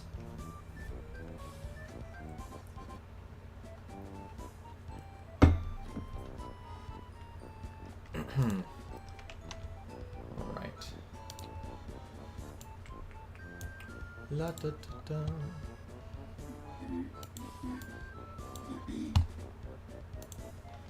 Fantastic. Okay, I'm gonna actually bloop completely render this out, and I want this tail texture to be able to extend out a little bit over every little vertice that we need it to be.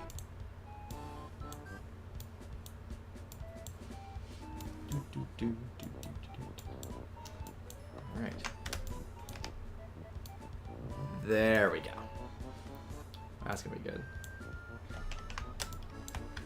Okay, I think that's the final version of the texture. Well, no, sorry, not quite. I'm nearly forgetting the fact that I actually need to have the light coloring in here. Okay. So I'm just gonna go, literally this is what I'm gonna do. A giant rectangle of the proper color. Bloop! Perfect. And now if I file and export this as an image, this is going to be our final version of, well, probably, most likely final version of this texture. Appa, back texture, 5. Getting it in 5 tries ain't bad. Alright, everybody, I'm going to throw this in here. I am having a good time streaming and working on this, but I need a quick break. So, I will come back. We're going to put up a little temporary screen for a second. Oh, but look at that. Oh, this is good progress. This is very good. I might need to make some adjustments to the bottom of this here because we're going to see the bottom very clearly. So I'll have to make some adjustments to that when we come back. But the top looks amazing, which is unfortunate because the top isn't even the part we're really looking at in this. Oh well. I'll get to reuse this model in multiple shots for this video, so it's not a waste that I just spent all that time perfecting that. Yeah, the black and white was weird. Video game modding. You know, that's a funny question. Because I have done it a little bit. Well, not really. I've done, the closest I've done to that is in Portal 2, you had the level editor, and you were able to basically create levels in Portal using all of their pre-made assets and their internal way of coding using the Hammer source editor. And so that's actually, I did that quite a bit as a kid. I you know, maybe when I was around 15 years old or something, is I would make Portal levels. And so if you've ever played Portal 2, I love that game. That's one of my favorite games. So good. Yeah, so that's the closest I've ever gotten. I don't think I like modding like new assets in and doing the coding for it, but I like taking pre-built assets and slapping them together, which is kind of what I do when I make videos. You know, it's almost the same concept, especially in 3D. Like, the Portal level editor is what I use to learn how to do 3D. I started with that, and then when I jumped into Blender, I understood 3D in general, and so it was a lot easier to learn Blender having done that in the past. So that's a funny just concept in general. So yeah, so I'm gonna be right back, and I'm gonna turn off music for a second because in our Be Back Soon screen, it is a, I mean, it's got its own sound. So I'll see you guys back in a bit. See you soon. Tartar sauce, deals again. Ahoy, lazy boat! Mr. Krabs, did you just throw a brick at us? Mr. Squidward, it'd be very rude to blame others for things you break. Wow, that was a good throw, Squidward. Well, I'm sorry. Wait, let me get the chat turned on for that mid-screen. My chat browser wasn't set up correctly. Let me do this right. Let me do this right. I can't leave until it's done right.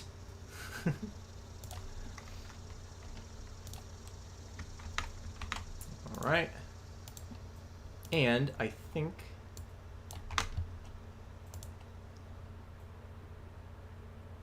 There we go. Okay, now it's done correctly. Enjoy. Tartar sauce, deals again. Ahoy, lazy boat! Mr. Krabs, did you just throw a brick at us? Mr. Squidward, it'd be very rude to blame others for things you break.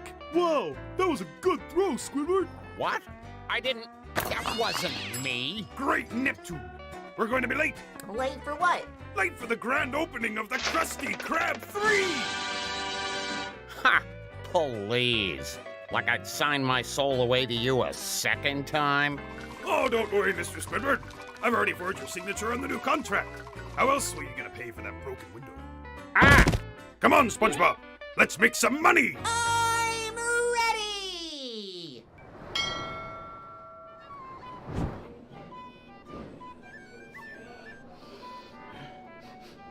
That smell. I know that smell. That's the smell of an animated YouTube parody! And you're stealing me customers! So who here wants to purchase a cartoon patty? You're gonna run me out of business! Mr. Wow! What now, Mr. Jabs? It's an emergency! Where's Bobby Boy?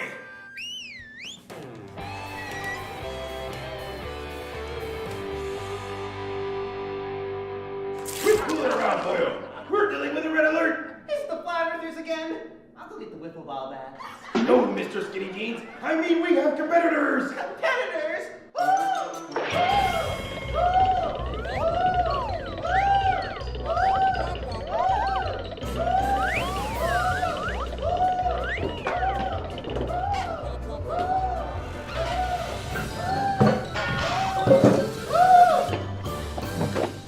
Both of you follow me, or you're fired.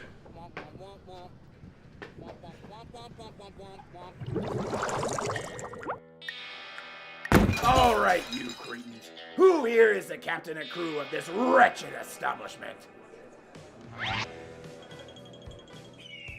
Hi, I'm SpongeBob. Hi, I'm Bobby Boy. Don't touch that! Sorry. Listen, wise guys. If you want to order something, then go to the back of the line. Oh, please, like we'd want one of your animated sandwiches. What do they taste like? Technicolor? Big talk from a big nose. Oh, well, at least I have hair. Why, you? So, Mr. Icebox, who said you could open a competing restaurant next to mine? I don't know, Mr. Eyeballs. Who said you could run your pre-existing restaurant next to mine? Oh, and then there's my best friend Roderick. He lives underneath a bridge. And then there's my friend Mandy. She's got this whole country scientist thing going on. SpongeBob! You're making friends with the enemy! Oh, phooey, Mr. Krabs. He seems like a real stand-up guy. Stand-up guy? More like a stuck-up lie. How can you even tell he's telling the truth? I guess it is kind of weird we have the exact same list of friends. Exactly! I mean, come on! Roderick and Mandy? Those aren't even real names! You're right, Mr. Krabs. We can't let that cheap phony stop the Krusty Krab. That's the spirit, me boy. I think it's time you get behind the grill and show them how a real patty is made. Aye, aye, Captain. If it's a food fight they want, then it's a food fight they'll get.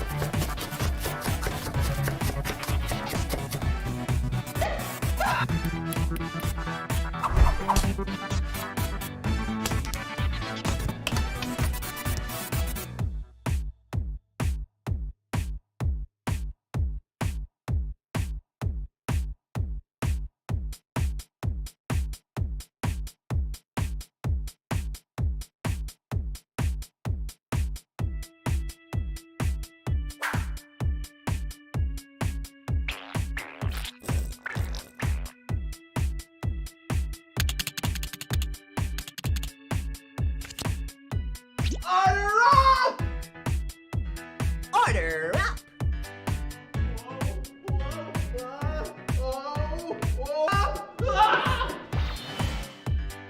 Order up! 32, Patty, hike!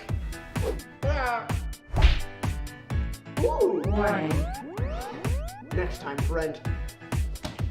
Order up! Texas, Texas, Texas, Texas. Station.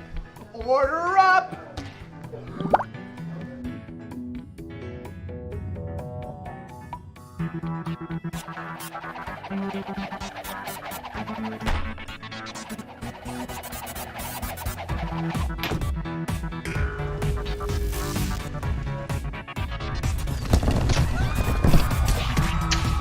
I'll take 2 number 9s and then No! No!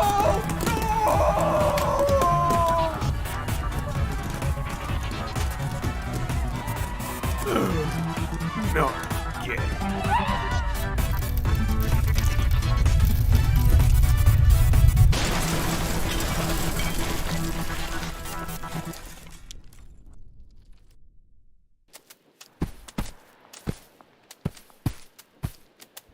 So when do I start?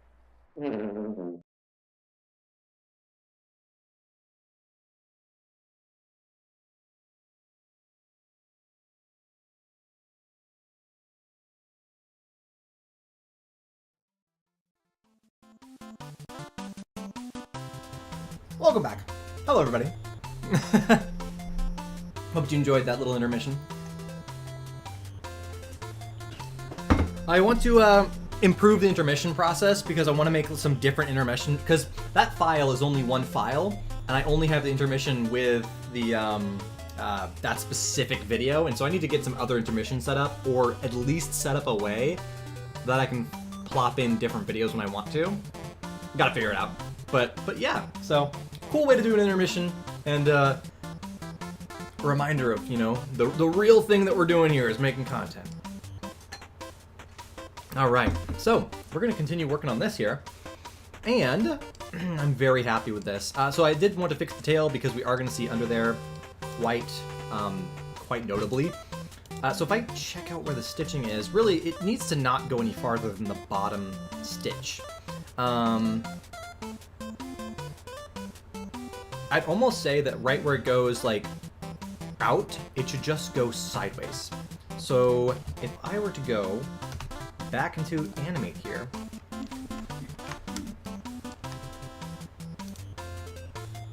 I'm feeling like it might need to do something like this. Just go straight out to the side. And that might end up being a bit more close to what we want.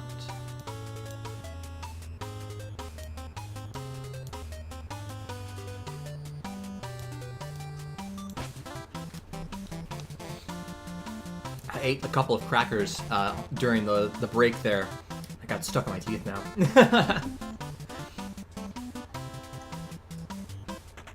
Less than preferable. I am considering upgrading, by the way, the graphics of the stream. This has been fun for a time. But I'm thinking of doing a great overhaul of the stream graphics. A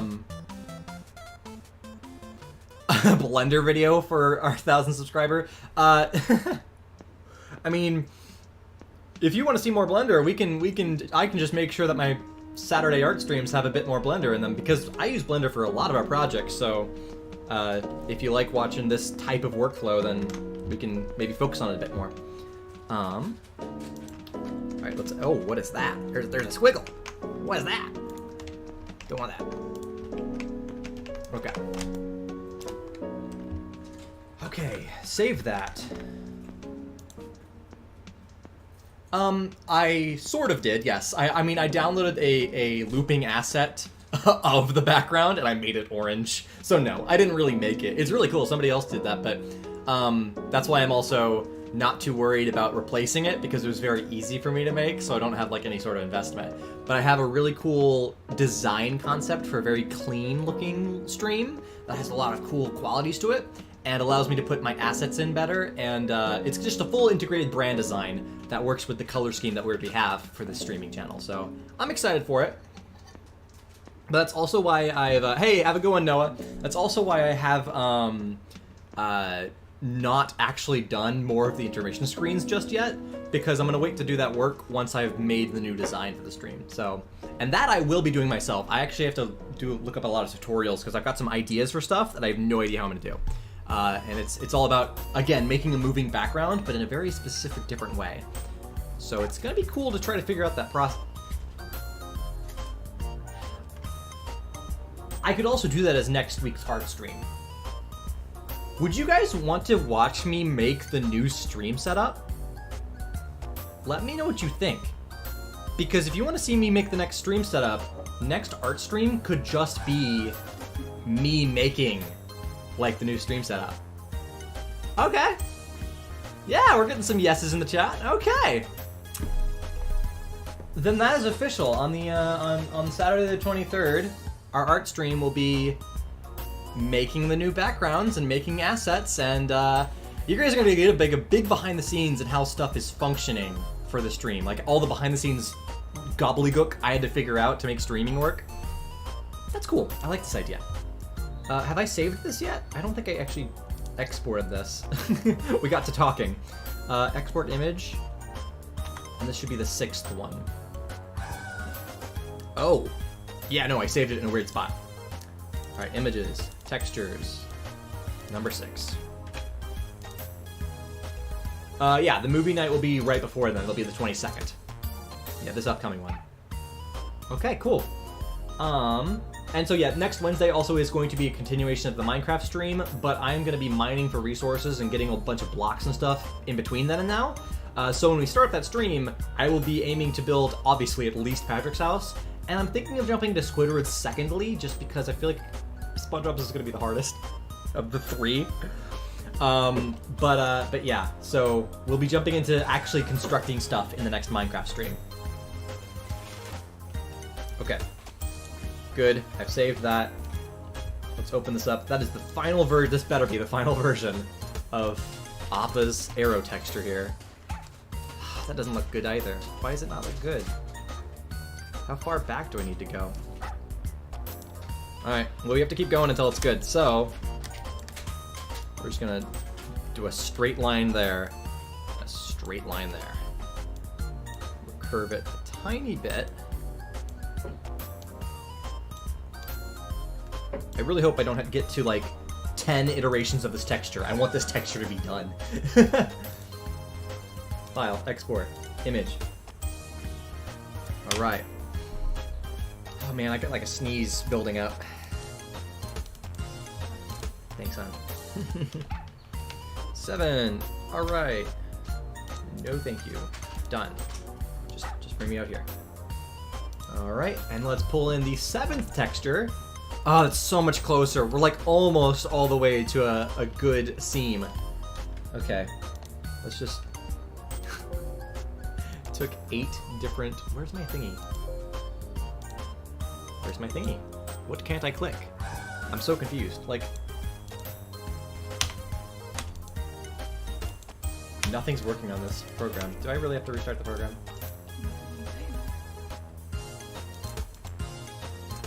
Ah, there it is. Canceled. Thank you. I was like, what's wrong? Animate, please. Here we go.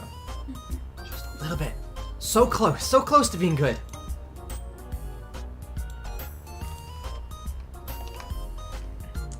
My favorite soda? What a good, unique question. I haven't had that yet.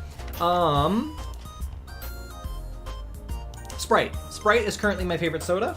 I used to really enjoy, like, root beer. Root beer was my favorite for the longest time. But as I've grown older, I've been getting away from rich flavors. Like, I used to really like chocolate ice cream, but now I like vanilla. I used to really like root beer and Coca-Cola, and now I'm much more of a Sprite person. I like the lighter flavors because I don't like it to be so heavy-hitting anymore. But yeah, so I'm super into Sprite, and... Unless we go to Chick-fil-A, then you like root beer. True. Chick-fil-A is the one restaurant where it's like, the specific flavors of the food meshes better with root beer. But yeah, I think in general, my favorite soda would just be Sprite. But maybe second place to orange soda. Orange soda is a bit more rich, it's a bit more strong, but too sweet compared to Sprite. But if I'm in the mood for that, it's basically my sweet Sprite would be just orange soda. All right, please tell me this is good. 8th version. I'm not gonna get to a version 10. I just can't. I can't handle it. Oh, you're kidding. Look at this. Look at this tiny little offset. Wait, can I just...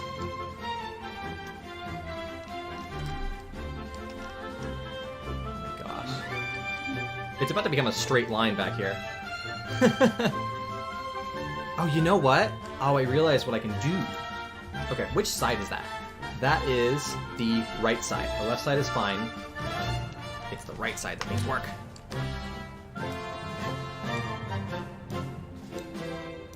So I think I should be able to... Sorry about that. I should be able to do this. I'm basically bringing in the edges of it a lot. I hope this works. I hope this works. I can't have a 10th version. Okay. Oh my gosh. I'm just like doing my guesswork here. I hope it's right. Moment of truth. Oh dear. I've been working too long on this one texture. But it's also the only texture on like the entirety of Appa, so like I understand. It's the one thing that needs to be done.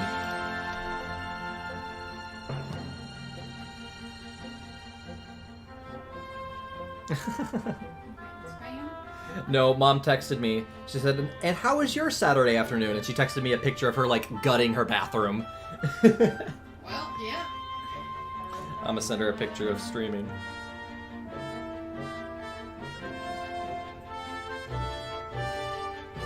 Alright, there we go. I smiled into the camera to let my mother know streaming's going well.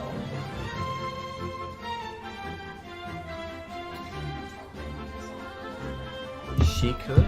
She could. Orange and pomegranate. Oof, that sounds like a good soda.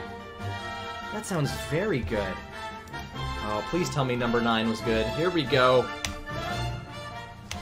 Yeah! It's good enough! I'm not doing a 10th one!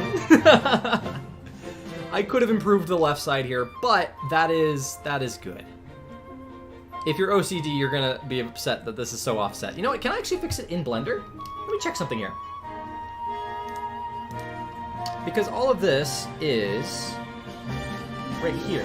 So I think, potentially, I should be able to fix this in Blender without making a third one.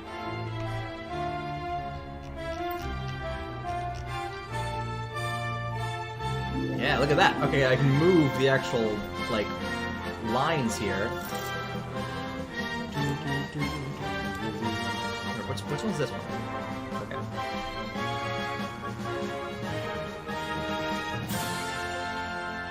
There we go. See? Who needs to make a 10th texture? Who needs to make a 10th texture? Look at that! That is OCD approved. There we go. Our boy has been made.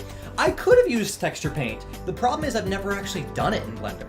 And so I didn't want to just like experiment with something that I've never tried before. It would have been a little bit of It would have been a weird prospect for on a stream. I like to do on stream things that if I've never done them before, I at least would hope that they're simple, right? Like I've done a couple things for the first time on stream, but they're at least simple concepts. If it's a more complicated thing with a full workflow, I'd rather have practiced it first. And yes, as far we have heard about that previously, and it's a sad story. It's very unfortunate, but he, at least at the positive side of it, is being very inspirational with, he's a very inspirational piece of the entire Minecraft community, and there's a lot of good being made out of that, I believe, with certain what's it called? Giving charities. I think there's a charity going on right now, and so yeah. It is unfortunate, but we're gonna keep a positive mind about his great lineage. Legacy is what I meant to say.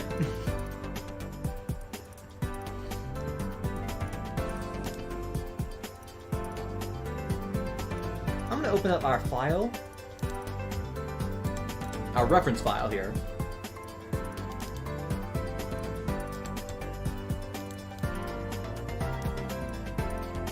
Because I need to reference all the colors here. So we have all these different colors of him, and we're just gonna go ahead and literally copy the color here, because colors have codes. We can go into Blender, select the tummy, and make this an emission, so it's always gonna be one color, and just type in the code. And There we go. The belly is the right color. I realize I could have the... oh no, I might need to add a texture here. No, this might be something that I might... You know what, maybe we should experiment with the paintbrush. I have rarely used video game textures for my videos, yes. Not too often, but I have. It has been a thing that has been used. We're missing those middle lines, unfortunately. How can we do this? How can we do this? Without... You know what, actually? This might be an easier one to do, because if I just... Edit mode... Oh yeah, this is probably going to be a very easy one. We're going to UV, project from view. And now, it should be... Darn crap. Sorry that I'm rustling this right next to the microphone. I'm certain that that is quite loud for you. Christmas Who is definitely one of the top episodes. It's super good.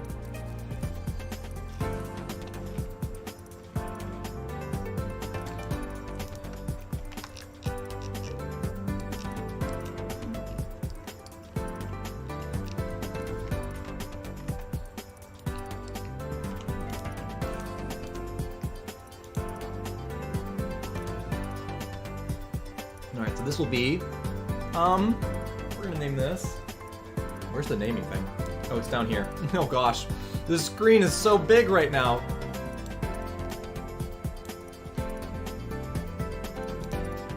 Alright, this is going to be Tummy UV. Because it's very important that we get this right as well. Because it's the part that we're actually gonna see during this.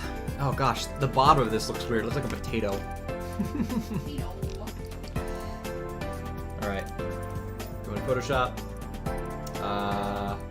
I'm just gonna do this in Photoshop because I think it'll be easier to do this one in Photoshop. I need to go ahead and find that texture that I just made, which is going to be in a very weird place. It's gonna be in 3D files, it's gonna be in the source, it's gonna be in Smooth Sketch, and it's gonna be Tummy UV. I didn't actually select anything there, so. UV, export UV layout, Tummy UV. Hey, here's our SpongeBob music. Heard this plenty, huh? We have actually, we just started one. If you want to catch up, we've only done one stream so far. But on this channel, we just started a Minecraft playthrough where we're building Bikini Bottom in a hardcore Minecraft world, and I'm playing in VR. So we just started that, and if you want to join us this Wednesday at 6 p.m. Central Time Zone, we are going to continue that series, and we're going to continue starting to actually properly build Bikini Bottom now that I've gone through the resource gathering phase. So if you want to catch up on the first stream, that is up there, and you can watch that. But yeah, so we are doing a series of Minecraft here on this streaming channel. So if you haven't subscribed, do so, because we've got gaming, we've got art streams, we've got plenty of stuff, and we would love to have you all along. If you want to be here for future streams, please do subscribe right to this channel. And every subscription gets us closer to 1,000 subscribers, which of course is what we're looking for in order to do the playthrough of the SpongeBob movie game. Alright, so now it is time, everybody. It's time to put on my art glove, grab the pen, and we're going to draw a little bit. So I'm going to go ahead and just basically trace these. The creases are everywhere that we have like one of these tummy lines. And so, you know what, can I'm going to rotate this. Alright, there we go. So I can just kind of go through here. Ooh, can I make it a, I'd like it to have a different size as I go. Let's turn this on. There we go. Let's make it bigger.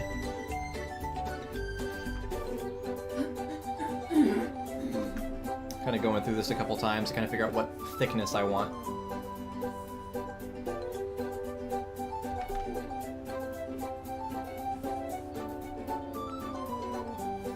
There we go. Okay, these are starting to look good.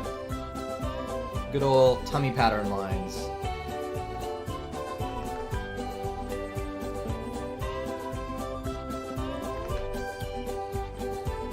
It's so it's when the pen is smaller, I'm putting less pressure on it. When it gets bigger, I'm putting more pressure on it. So it's like I'm trying to carefully apply pressure in a specific way to get a specific pattern or a specific shape. There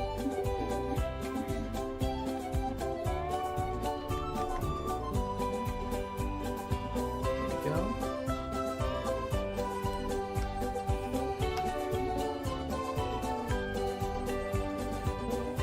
Yes, the flute song. Yep.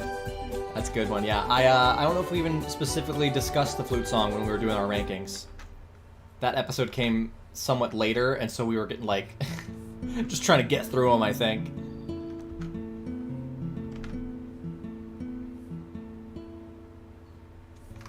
Okay. This is at least something, right? Like, I could have done better, but I'm happy with that. We are going to grab that color that we need down here. We're going to fill this in.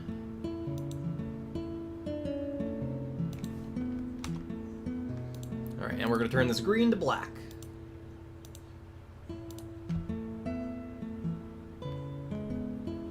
Favorite SpongeBob song? It's tough. I'm tempted to say best day ever.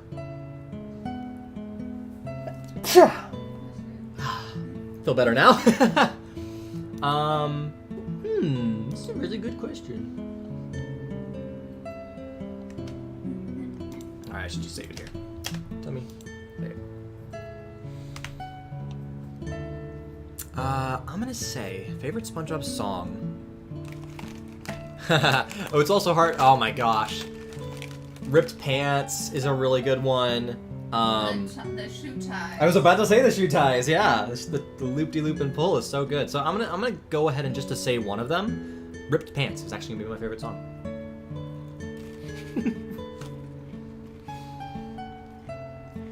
Yeah, that sneeze was cooking. That sneeze was waiting. It was just like a spy slowly creeping up on me. Thank you. A grill is not a home. A grill is not a home is so much better. Yep. I knew I'd get you there. Mm-hmm.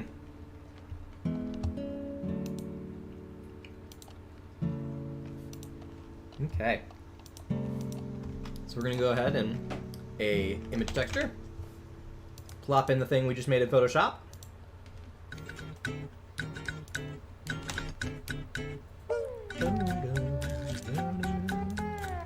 And how's it look? How's it look in the rendered view?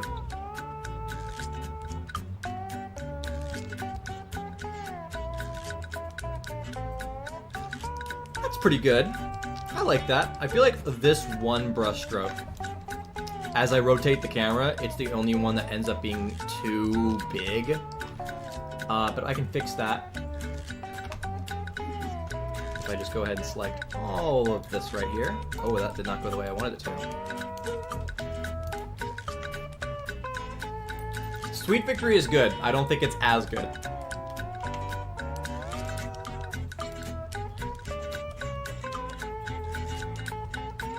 Excuse me.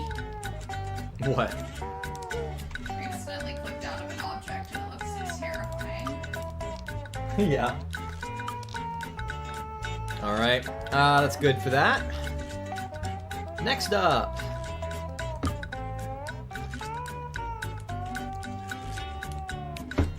Yeah, man, this is the song from that. We went through an entire playthrough of that game. We have to edit that together into a YouTube video for our gaming channel that we're about to start. But that was a fun playthrough.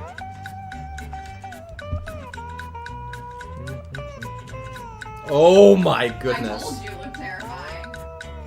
So, my wonderful wife is currently working on Mindy, from the SpongeBob movie. She's going to be in this movie trailer parody.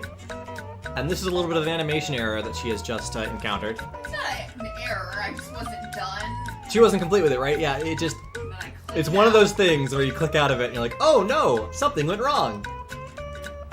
That's great, hon.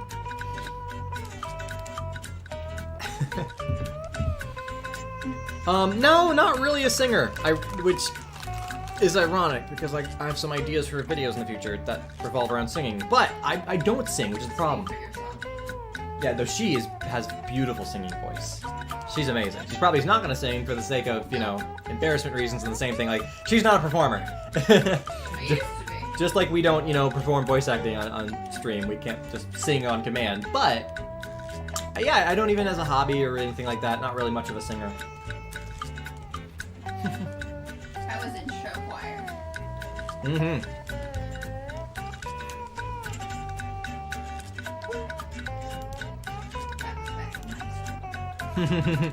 Back in the old days.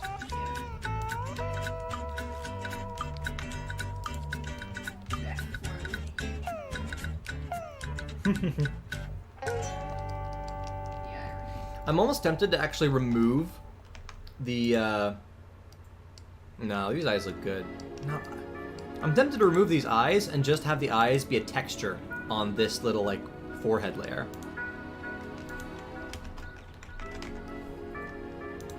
Alright, emit. We're gonna make the color we just copied. And nose. Alright. Same thing, we're gonna grab a nose texture or color. I like this groove in music. Emission. Drag and drop. Change the color. Oh, that's very bright and it doesn't have much detailing. We do need nostrils on there.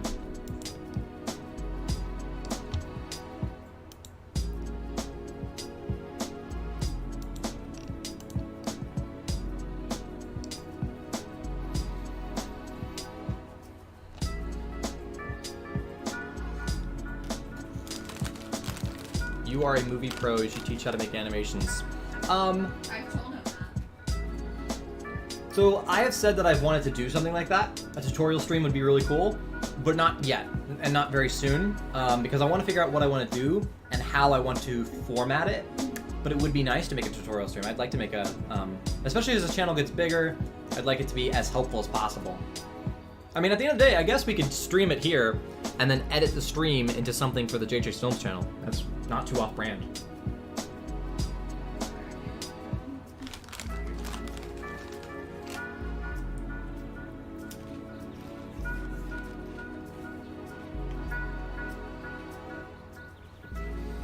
And no, we did not make any fan-made pictures.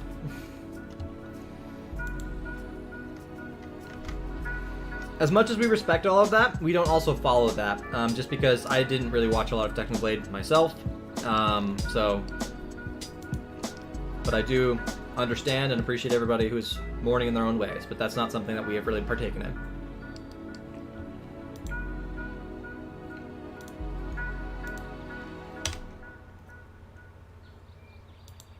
Alright, so this is the layer that I'm like, I kind of like the little eyes they made, so we're gonna keep the eyes they made. Alright, emission.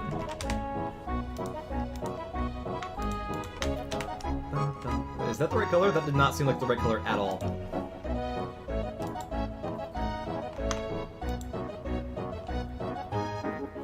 Again, I already said no, we did not, and we're not going to. We really don't do fan art, ever. The only art we make is our videos. Why does it keep resetting? Thank you. Oh, why is the horns the same color? Because that's not how that's supposed to work. Well, we're gonna create a new that's, yeah. We're gonna create something new there. And we'll have the horns the right color. The horns are nearly the same color as the nose. I also realize we might be in a rendering mode that is not properly presenting all these colors. So if I go in here, color management, yeah, we're in Filmic, which is dumb. I'd like raw, please. That is not what that is. Not raw. Wait, no. Standard. There we go. I was wondering why the colors weren't looking good. It's because we were in the wrong render mode.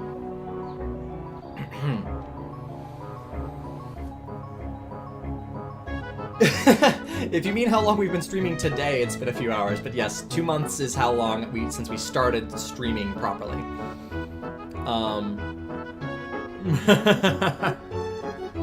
But this has not been a 2-month long stream. Yeah, but this stream, we've been on this stream up for, I don't know, it's kind of tough to know because it accidentally got split into 2. But we've been streaming since, 10, 11, 12. This has been a 4-hour stream so far. Which is totally longer than we normally do, but I was just in the mood today. Like, we've been having fun. Chat's been very nice today. And, this specific shot is something that's been entertaining to work on. So I've got the energy today, and that's why we're doing it a little bit longer today. So I hope you guys are enjoying it. They're normally not this long of streams, but I'm happy to be here, and this is a entertaining shot to work on. Bum, ba, bum. All right, for the pause, I might just like only use this color, despite the fact that it has multiple colors on it, because I feel like the paws are gonna be the least important kind of aspect of the entire character. Emission.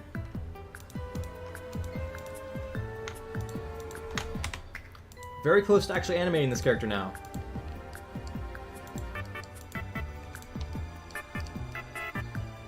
Honestly, I'm ready to animate him now. So I guess the one thing I need to do, though, is his paws wouldn't look like that. When he flies, he has them, like, bent backwards. So we're gonna see if we can replicate that.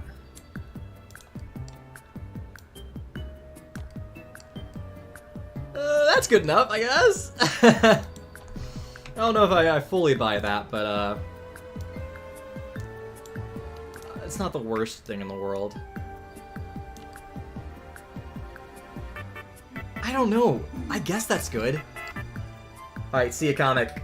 Good to have you. Thank you for joining us. Hopefully we'll get to see you in future streams.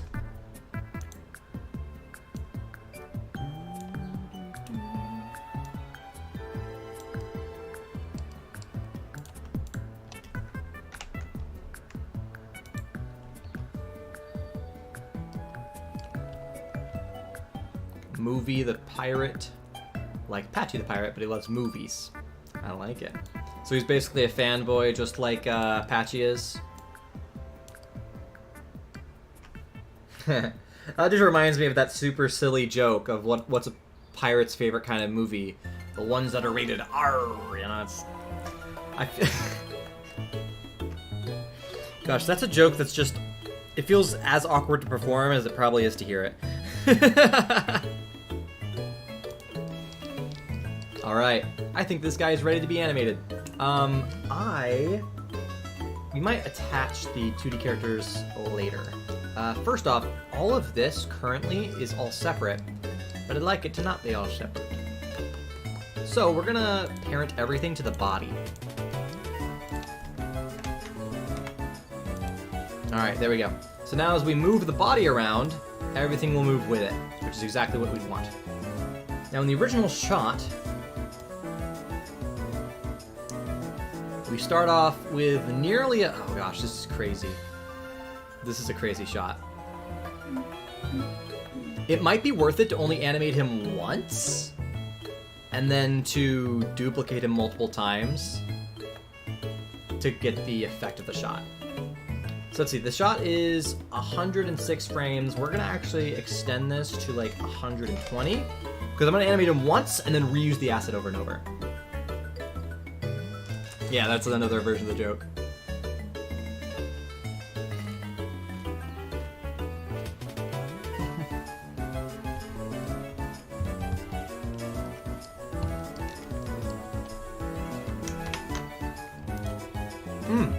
I need to add a camera.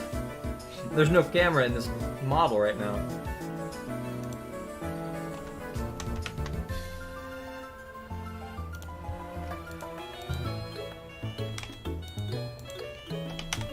Alright.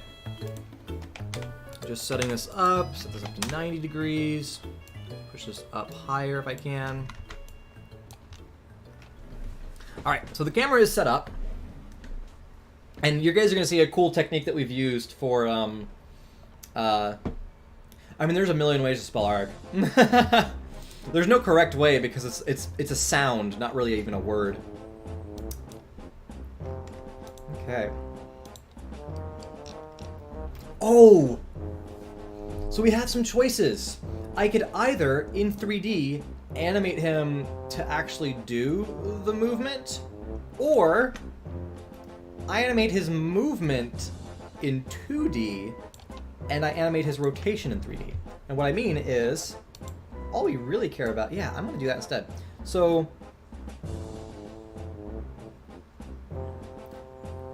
effectively, I'm going to start imitating this bird right here, because it's the most exaggerated pose of the top of it.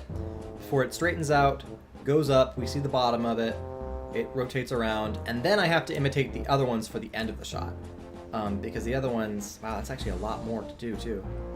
Because all it does is get to that angle, which those ones end up doing how much more frames? It's about, what, we go from frame 80 to frame 106. So I'm actually going to make the scene last 130 frames instead. Alright, and so here's where we're going to just start matching rotation. I'm just going to go side by side here.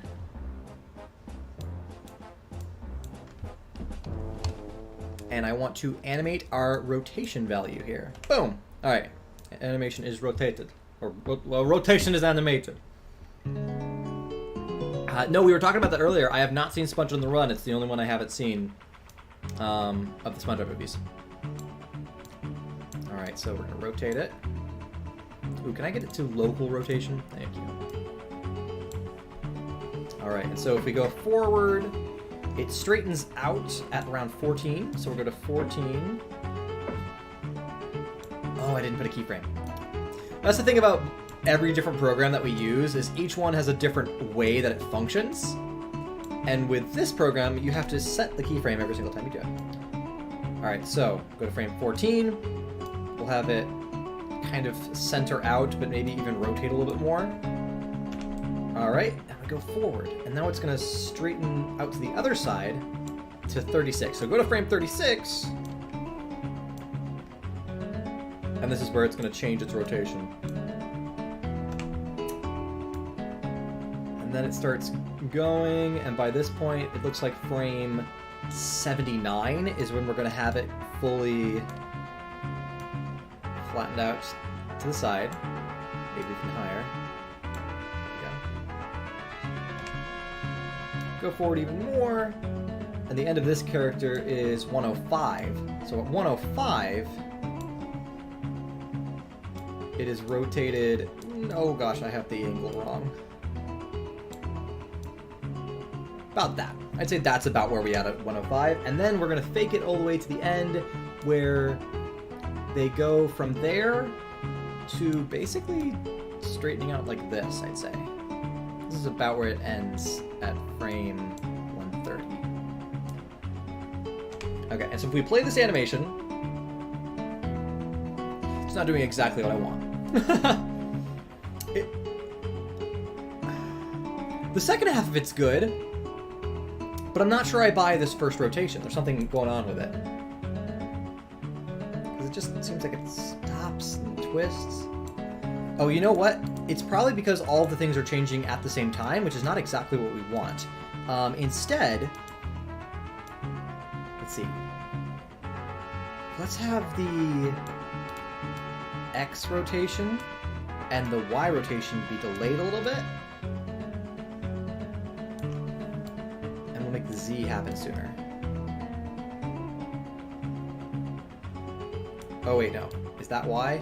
Ah, okay, Y needs to happen sooner. Z needs to happen not as quick. That is a much smoother movement. So just offsetting when different parts of his rotation happens is a big deal. I'm just going to offset a frame here just to kind of make it a little bit more fluid. There we go. That looks interesting.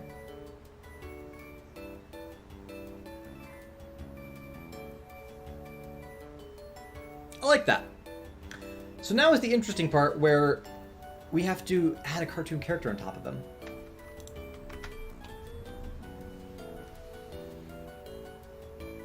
Looks like he fell and he's cool about it. Yeah, you recognize the Super Smash song. Favorite YouTuber? Honestly, that's tough. Oh man. Right now it's tough because I'd say maybe generally Corridor Digital has been my favorite throughout the majority of my time on YouTube. But recently, Mr. Beast has been doing so well. It's hard to not like acknowledge how amazing his content is. You know, he goes above and beyond. The production value is amazing. Like he keeps you you're engaged entertainment the entire time. Mr. Beast is remarkable, and that seems like such a vanilla answer because he's also just like one of the biggest YouTubers right now. But he is for a reason. He's doing very well. So those are my top two.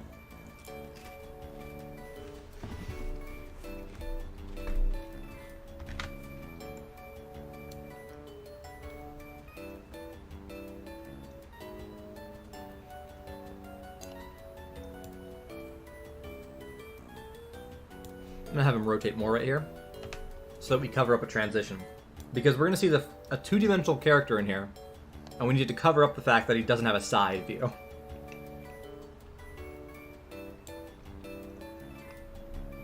Nice. That's a good list.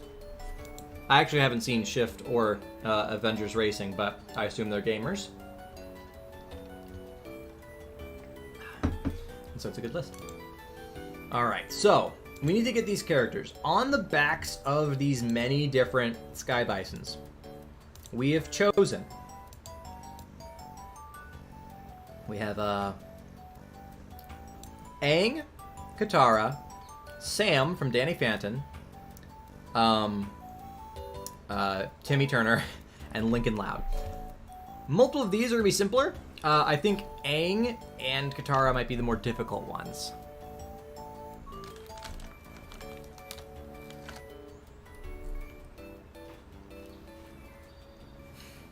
Speedrunning battle for beginning and bottom. I don't know, man. Because that's still like... If there's big ways to skip, then sure.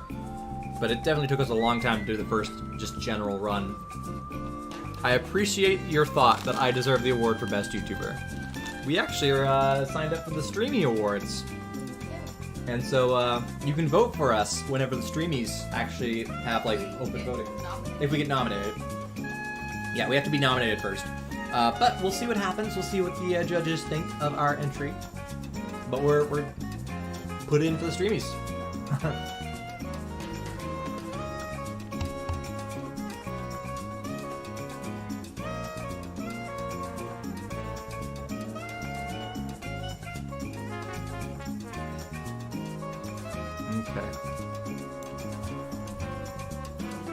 Let's get these characters set in.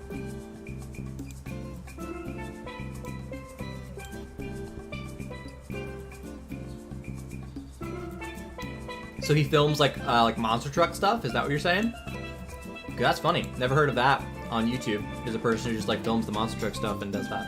Is it like vlog-like, or is it mostly focused on the trucks? Assuming I'm understanding what Monster Jam is.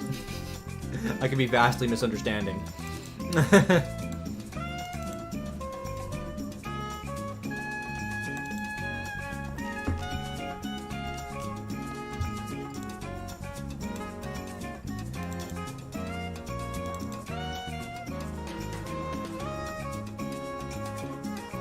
I know you sent me a Sam character model, I just don't know where I stored it.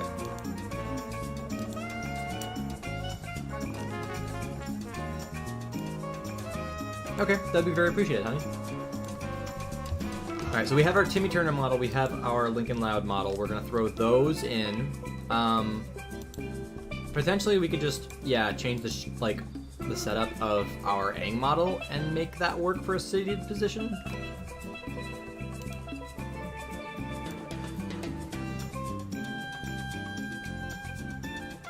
We can try. We sure can try.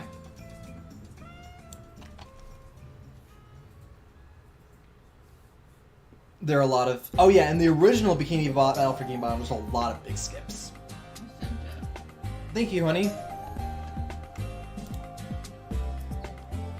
Alright. Another sneeze. Woo! Good morning. Good afternoon now.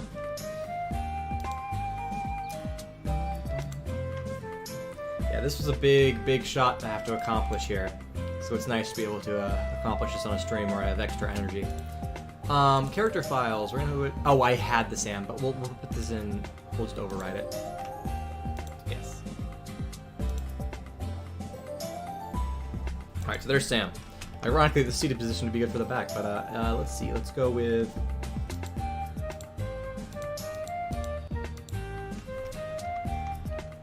I'm trying to figure out how I want to do this. I might just want to put these out. Let's go ahead and transform, flip horizontal. And now let's edit her so she looks like she's actually riding on the Sky Bison. So pupils, looking forward. We can have her be mildly happy if there's one that's happy. Yeah. Let's do like the eyebrow up thing, like the Dwayne the Rock.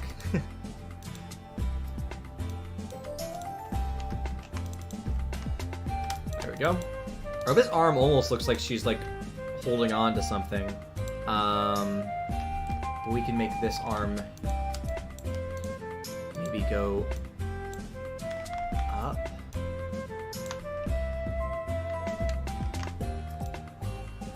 Trying to figure this out. Alright, so there we go. She's maybe holding on. In fact, let's have this arm go down a little bit.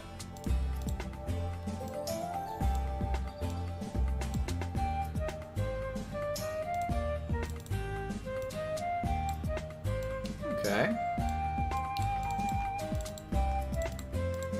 I'd like this layer to be on top of that. Alright. Cool. And this dress is not conducive to, let's see, how does this work?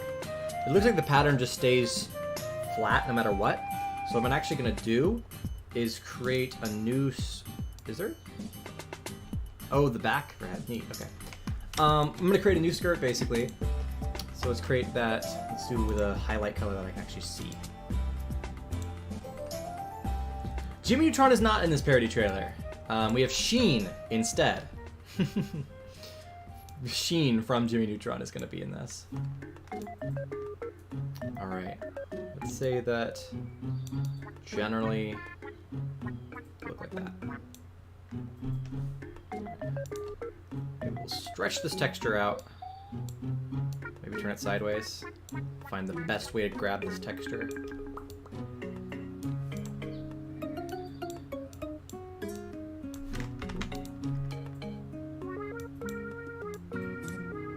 Okay, that looks good. And now with the skirt, let's turn this back to a black.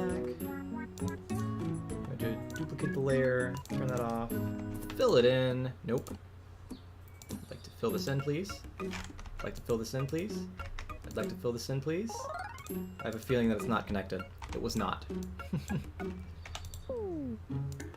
Alright, we're gonna make that a mask. And there we go! Now we have that texture applied to the new shape that we made. And we can go ahead and form her legs as if she's riding on the bison.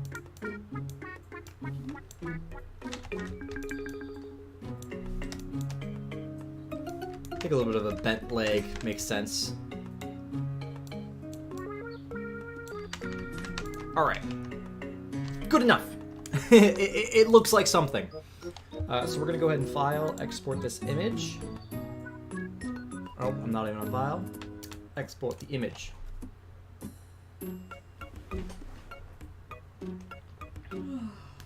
I do have the gray, the silver YouTube play button, yes. Yes, plaid in a cartoon, yet again. Alright, let's go ahead and find images. Where should I store this? This is going to be actually in renders, animation renders. And this is, what shot is it?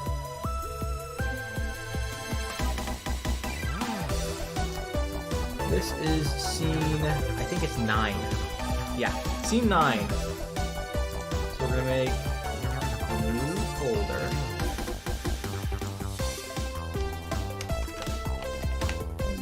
Oh, right, because Squidward was 9. So this is... these are individual textures. We'll just put them in the main directory. AVA 9, and this will be Sam. Save. Alright, so that's one that's saved. Let's go ahead and make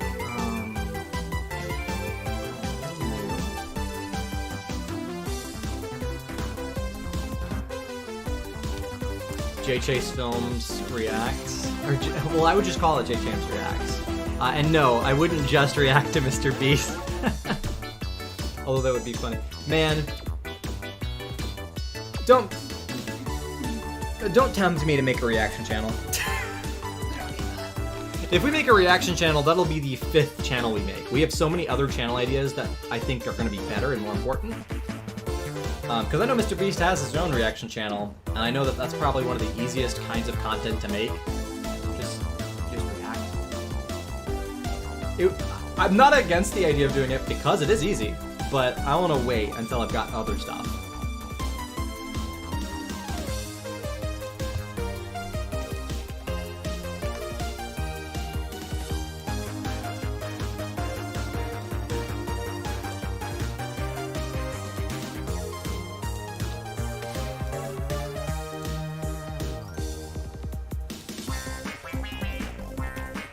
Alright, Aang is in.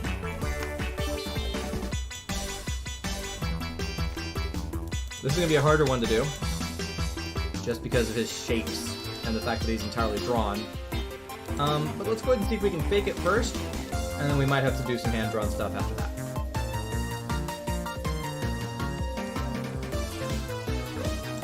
Okay. Not there. Honestly, okay, looks like we're gonna have to use the puppet pen.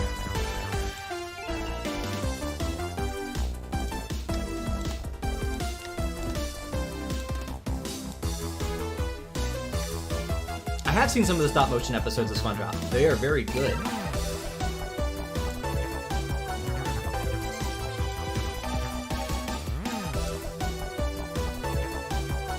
Okay, here we go. I like this idea. Like he's almost like crouched up on it.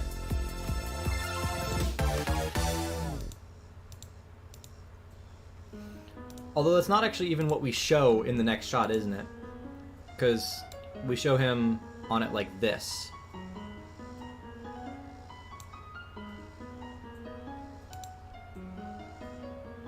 So if anything, this arm is like extended out. And this whole top area is going to be different.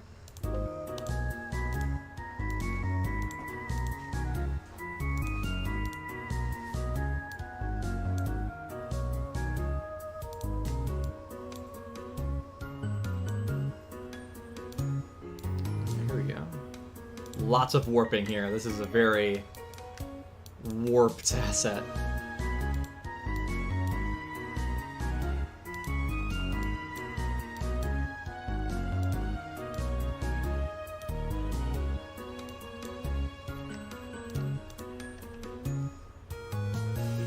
Ah! Here, wait, let's flip it.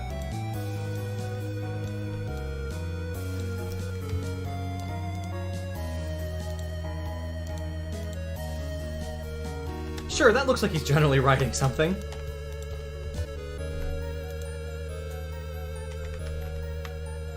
Alright, let's get this waist fixed a little bit. Whoop. There we go. Love the thing about cloth, where that actually looks good.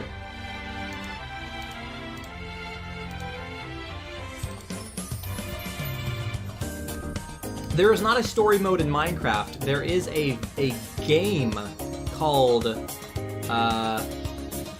what is it called? It's like called Minecraft Story Mode or something. There is a entirely different game where there is a story for Minecraft. Otherwise, your different modes in the normal game of Minecraft was survival, creative, or hardcore.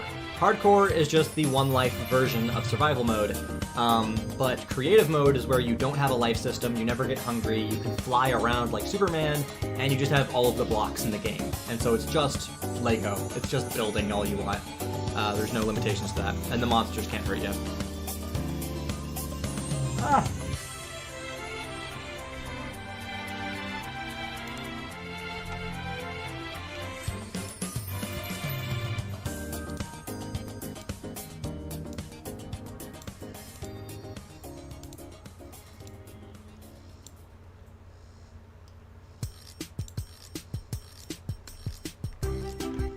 I think if I squash this leg up, it'll actually look like he has it bent towards us.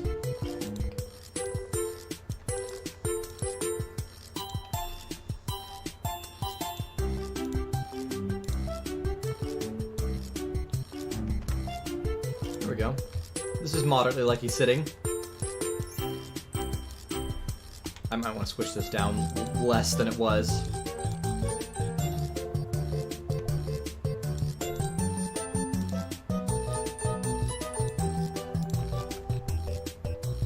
Hey, he's sitting. He's sitting.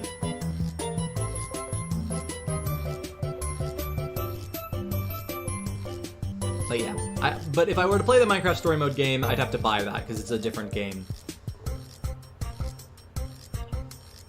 You met one of the producers who worked on the SpongeBob Stop Motion episodes. That's fun. That's really cool. Alright, for Aang, his back view, I'm just gonna, honestly, I'm gonna copy these layers. I'm going to paste the layers. And we're gonna hope nobody notices that I do this. But sometimes you gotta go the cheap route. And the cheap route here would just be to take the arm. Which one is this? Is this the lower one? Okay. We're gonna take the arm, just delete it. Go into this art here, condense it out. Delete these extra lines that represent like a chest.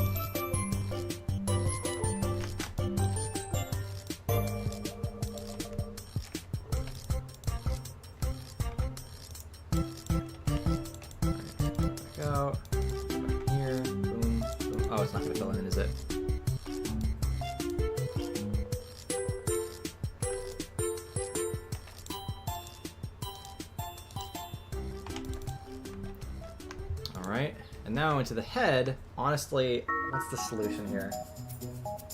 What is the solution? Yeah, Minecraft Legends. That's like a new RPG almost like game, it seems like. Actually, I've seen a little bit of it. I don't know too much about that game, so I don't have much that I can say about it. But it does, you know, it's a brand new thing. It looks interesting.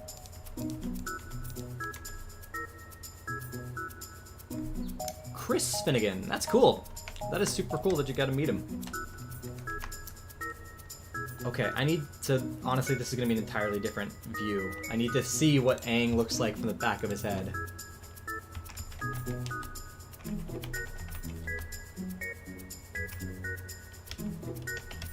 Oh gosh, I don't even know. Can I find this? Can I find... Oh, look at that! First image on Google search, the back of his head. This is perfect. Can I copy this and paste it into Animate? I might be able to. Great. We're gonna flip this, if I can. Transform. Flip horizontally. Alright, we're gonna move his normal head here out of the way.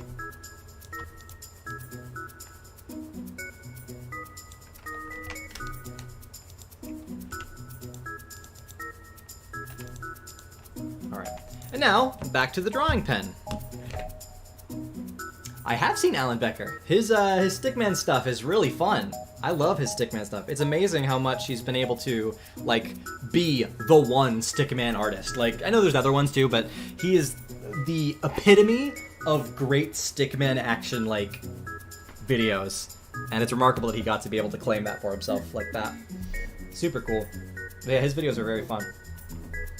Alright, so we are using the pen. I'm just gonna... I gotta match the art style, so we're gonna just go through here and make sure we match it.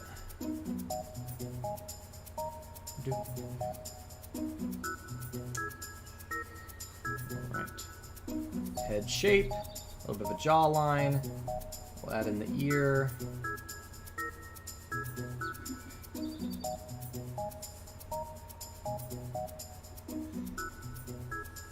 Alright, and then I'm going to copy this specific color so that we can get...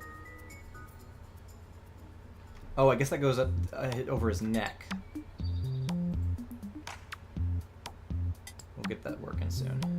Oh, I was in the wrong mode. Paint behind, please. Favorite actor that's played James Bond? You know what? Daniel Craig was amazing. I've also seen more of his movies though, so it's hard for me to make a judge when I haven't seen the others as much. My favorite as a kid would actually have been, I mean, I actually don't know the actor's name, but the one right before Daniel Craig. Just because I had a bunch of video games starring that specific Bond, and so I really like that specific Bond. I think, when it comes to looks, I prefer. Well, let me see if I can get you the specific.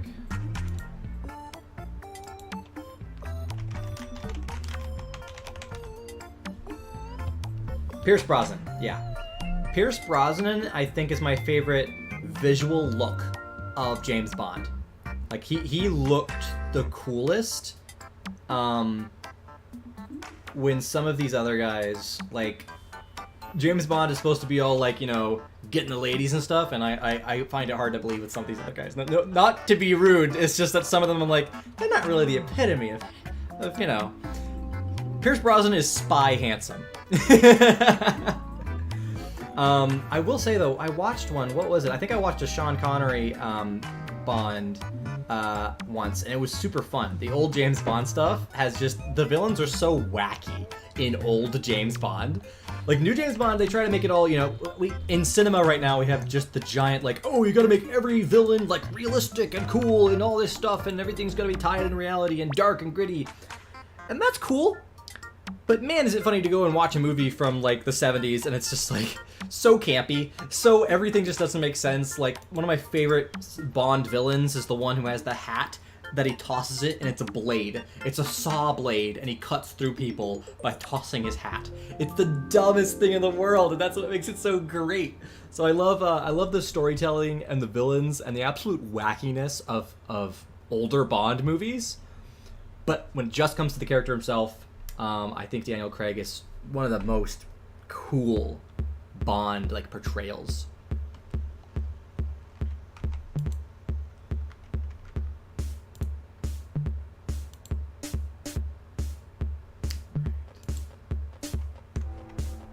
Can I just take this entire thing? I just want all of that to be done. Thank you. Gosh. Odd Job. Yeah, that was his name. Thank you.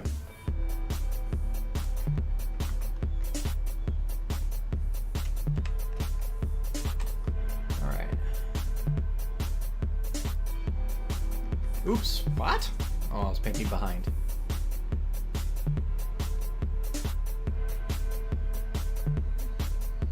Yeah, they just don't go wacky with modern stuff today. The only times they ever go wacky is if they, like, go full comedy, like Marvel movies, because there's so many different kinds. They've got, like, specific Marvel movies now that are supposed to just be the comedy movies, and that's, like, the only times we get, like, wacky villains anymore. Not that, you know, I'm happy that we at least get them at all. But I also enjoy the grounded, realistic villains. They're very cool, and it's just different stuff for different emotions, right? Like, you want something specific, you've got specific things to fulfill those. I just don't like when every movie does the same thing. So it's fun to see something that isn't done too often in movies. Hey, welcome to the stream. Delirio, or it's D. I'm trying to figure out if the D and the L should be pronounced right away. Is that D like an initial letter, and then it's just Lirio, or is it Delirio? Delirio? Ooh, Delirio. If that's how you're pronouncing it. If that's not how you're pronouncing it, I might recommend a change. if your username is pronounced Delirio Gamer, then that's a really cool pronunciation. Dylan. Oh, I'm such a. Okay, I gotcha. Got Dylan Mario. So Dilario. It does similarly, yeah.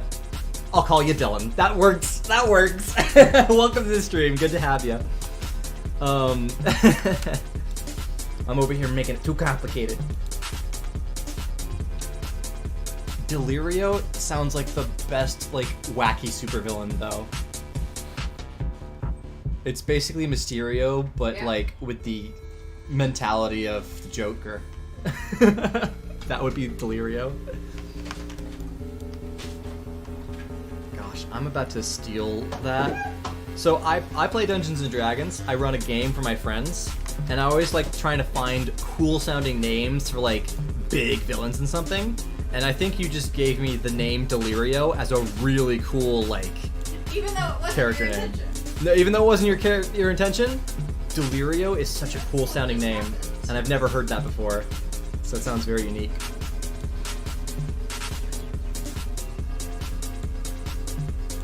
Gosh, I love the idea. I've not seen the Bad Guy movie. How was it? Was it good? I've heard good things about it. I heard a lot of people liked it. It seems to be kind of like this, there's these random little movies that happen that are like A-star movies, and then who knows what'll happen if they, it's like a Zootopia. Zootopia is like a random, just animal-based movie that's very, very good. The storytelling's good, great animation, great all that stuff. It just kind of come out of nowhere. If SpongeBob in real life was in the Marvel Universe, who would be dusted in the Infinity War? Cool. So here's the thing. The characters that get dusted in the Marvel movies, we all agree, probably, they were picked for narrative reasons. Like, the characters that didn't get dusted for the most part, you've got a lot of the OG characters, right? Like, a lot of the original Avengers characters, you know, Hawkeye, you've got, Thor didn't get dusted, I don't think. Did he? You had a lot of the originals, and then a couple of the more interesting new ones, right? And that's what you had, like, left over. And so I feel like if the SpongeBob characters were to be Thanos'd out and they had to then join, the ones that would stay would be the ones that would be most interesting to see in the final battle against him. So I would say Sandy for sure, SpongeBob for sure. Patrick might be one of the ones who got dusted. I think Squidward. Ironically, I'm about to say, like, legitimately the list that we made for our episode 6 of SpongeBob in Real Life. Because Patrick got dusted, and Squidward got dusted in our actual episode. And it made sense, because then you still have that main character list organized. I feel like Mr. Krabs, if it was in the Marvel Universe, Mr. Krabs would be dusted, because he's not as useful in the final fight. Yeah, Squidward and Patrick. And hey, it made sense for our SpongeBob in Real Life video. It makes sense for this hypothetical Marvel story, too. I think Plankton 100% wouldn't get dusted. He would be very interesting to see in the final fight. Because that's it. It's all, you know, a writer's decision of who gets dusted. And I think the ones left over have to be interesting in the final fight. Or the alternative side of the storytelling is that the ones that do get dusted are the ones that are more emotional to lose, right? So it's like, you have to give and take as a story writer on which ones you think. But I think that's my list. I think that's the list I would keep. Which ironically is basically a matched list to what happened in our SpongeBob in Real Life episode, with the exception of I've added Mr. Krabs to the list of the people who get snapped away. Okay. Oh, what is this? Is this an extra shoulder? He's got extra shoulder. No. I did it. Good. Makes me feel There we go. Okay. We got 2 views of Aang now to write onto Appa. File. Export. Image. Go ahead and put this as... Oh wait, we were right in the right spot, weren't we? I put it in Photoshop. This is such a bad place to... Oh no, that just got automatically rendered there by accident. So renders, animation renders, and it's AVA 9, Aang. Save. Hey honey, did you have an updated model for Timmy Turner? Yes. Awesome, I would love that because I was about to work with that. You made an updated model for everybody, didn't you? I have a peach. It is an Animal Crossing peach. Squishy peach. I have watched the new Thor. I just watched it last night with my brother. It was quite entertaining. The special effects and the art was wonderful all throughout. It was a very visually artistic film. I don't know what you mean by everybody, but you mean somebody other than Jimmy. Yes, Timmy and Lincoln if you had an updated model for I him. do. I have a very updated model. Fantastic. Okay. A video game developer job. Very nice. Very exciting for you. That's super cool. That's a lot of math. I know there's a ton of math for doing all the coding and whatnot. So, hats off to you because I am not a big math person. I'm not a big coding person. I find I'm interested in it. Like I have a slight interest in like, oh hey, it's kind of cool to code. I've done very small bits of code, but I couldn't jump in and have that be my full job. I'm sorry.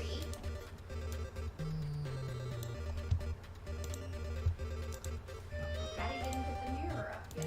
It's not my fault. What? What happened? Luna got scared. Oh.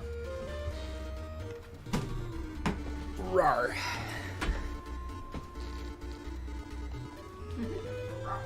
Rar. Alright, so here's what I'm gonna do. Just because it's taking a while to prepare these little characters, I'm gonna focus on one last task for today's stream. Just because we've actually, this is one of our longest art streams I think we've done so far, and I want to wrap up at some point. Yes, it's a little Animal Crossing Peach. It was like from a little like. It was a birthday present. It was a birthday present, but what is the box called? Also, it's like a squeeze thing, you know, It's like a real life loot box. Yeah, loot box, yeah. It smells like a peach. It does, yeah. It smelled really bad at first, and then when I let it sit out for a while, it smelled good. That's weird. That's funny. Because I smelt it, I squeezed it, and I smelt the air around. Yep. That was really weird. I wasn't expecting a real peach smell from a plushie thing. It's Animal Crossing, dude. It is Animal Crossing. Alright, you're going to sleep. You have a good one. Hope you have a very... So Dylan, we are currently... I'll show you. So here's the goal. Here's the goal. We've been working on, for the whole stream, this shot right here. Doing a parody of this shot. So far, we have successfully animated Squidward in the foreground. We've done the parallax for the background. And now we need to implement the flying, appas, and the characters sitting on their back. I will probably work on all the other characters on my own after stream, but I will finish one. So what we're going to do is only add in one of the Sky Bisons, and we're going to place either Sam or Aang on its back. Sam, you haven't used Sam lately. So, let's go ahead and yeah, she's recommending me to do Sam. We're going to throw Sam into this. So we're going to go back into our Blender. And what I'm going to do is file... Is this a speaker? That is a speaker. Is it Bluetooth? It is probably Bluetooth. Oh, I didn't know we had that. I actually don't know if it's Bluetooth, but we can maybe find out.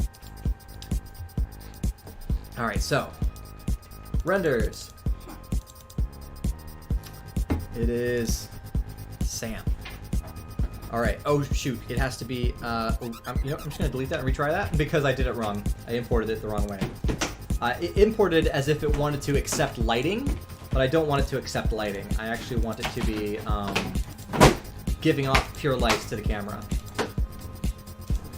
So it's over here, I need to be emit. There we go. Now that's what we want. And now we just seat her on the bison.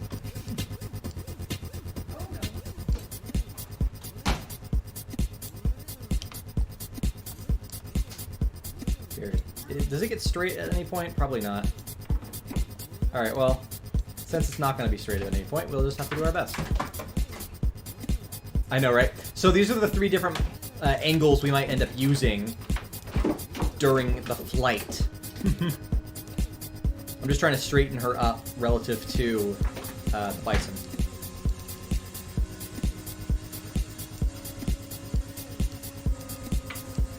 Alright, so from the camera's perspective, yeah, we need her legs to be above. So... Speaking of shortcuts, did you know that we have this? Yeah, I had that from a class. That's funny. Here, actually, can I see through, please? Oh, I want to see fully through. Oh, not that fully through. There we go. Oh, that is so close to not having cut off something.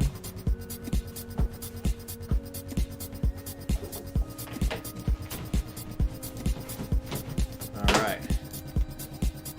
Let's go to face select mode. We'll delete these little... Oh no, not that much.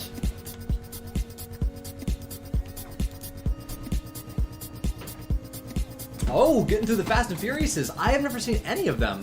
So many of them too.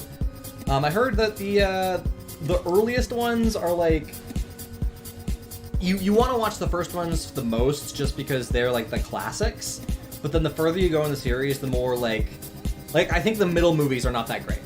It's you either want to watch the most recent ones because they are like the most Hollywood action packed, or the early ones because they're the most like setting in stone, like classic, you know, racing movies.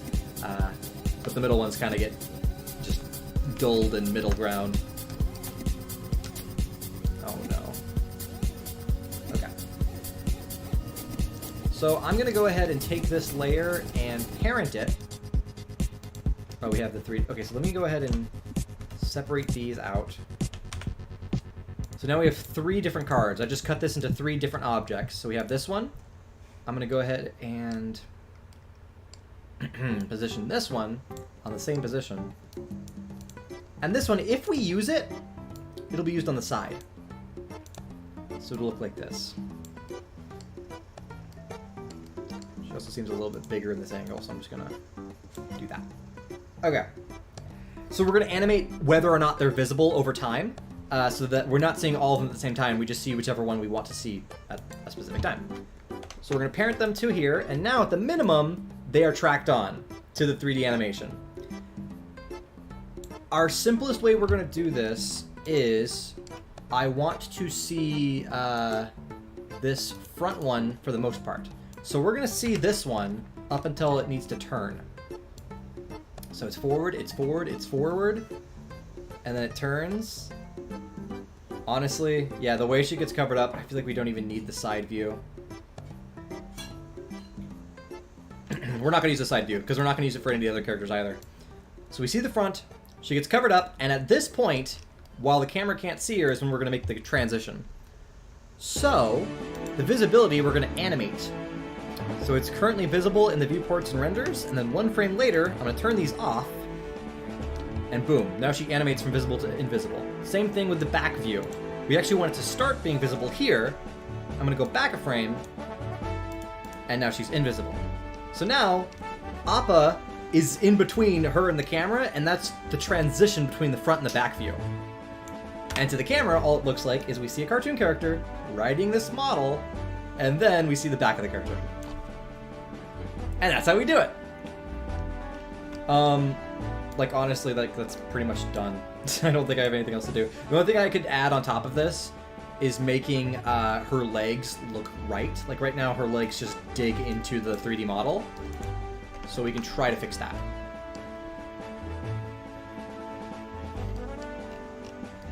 I don't know if SpongeBob and Mickey would be friends. That's a good question. SpongeBob would be very friendly to Mickey, but Mickey is almost a, like, you know, like, SpongeBob is an eccentric character, while Mickey's the, like, middleman of all of his character lineup. Like, he's the character that all of the other Outlandish characters bounce off of. So I feel like ironically, if they were both in the same scenario, Mickey would be the main character who's just like, wow, you're really, you know, crazy. And then SpongeBob would be the sidekick in that situation. Just because SpongeBob, I think, despite him never really being a sidekick, has the more outlandish personality compared to Mickey.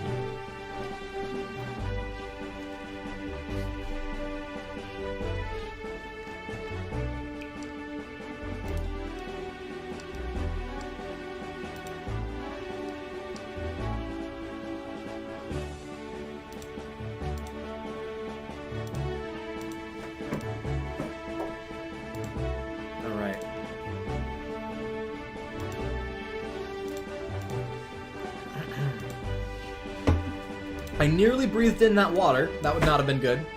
Oh dear. Alright, let's see if I can do this right. I'm trying to figure out how I want to do this.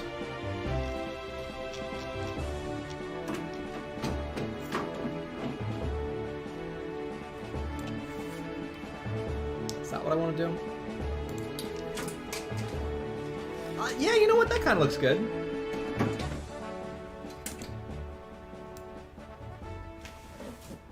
It looks like Parappa.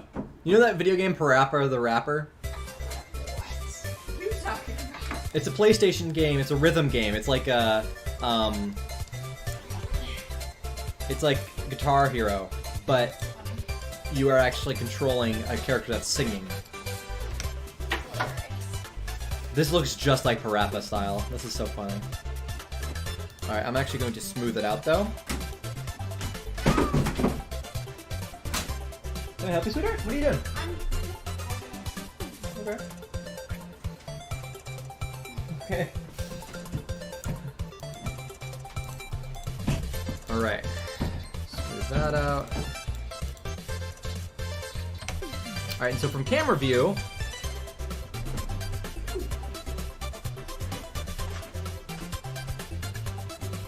alright, here we go. That looks much better.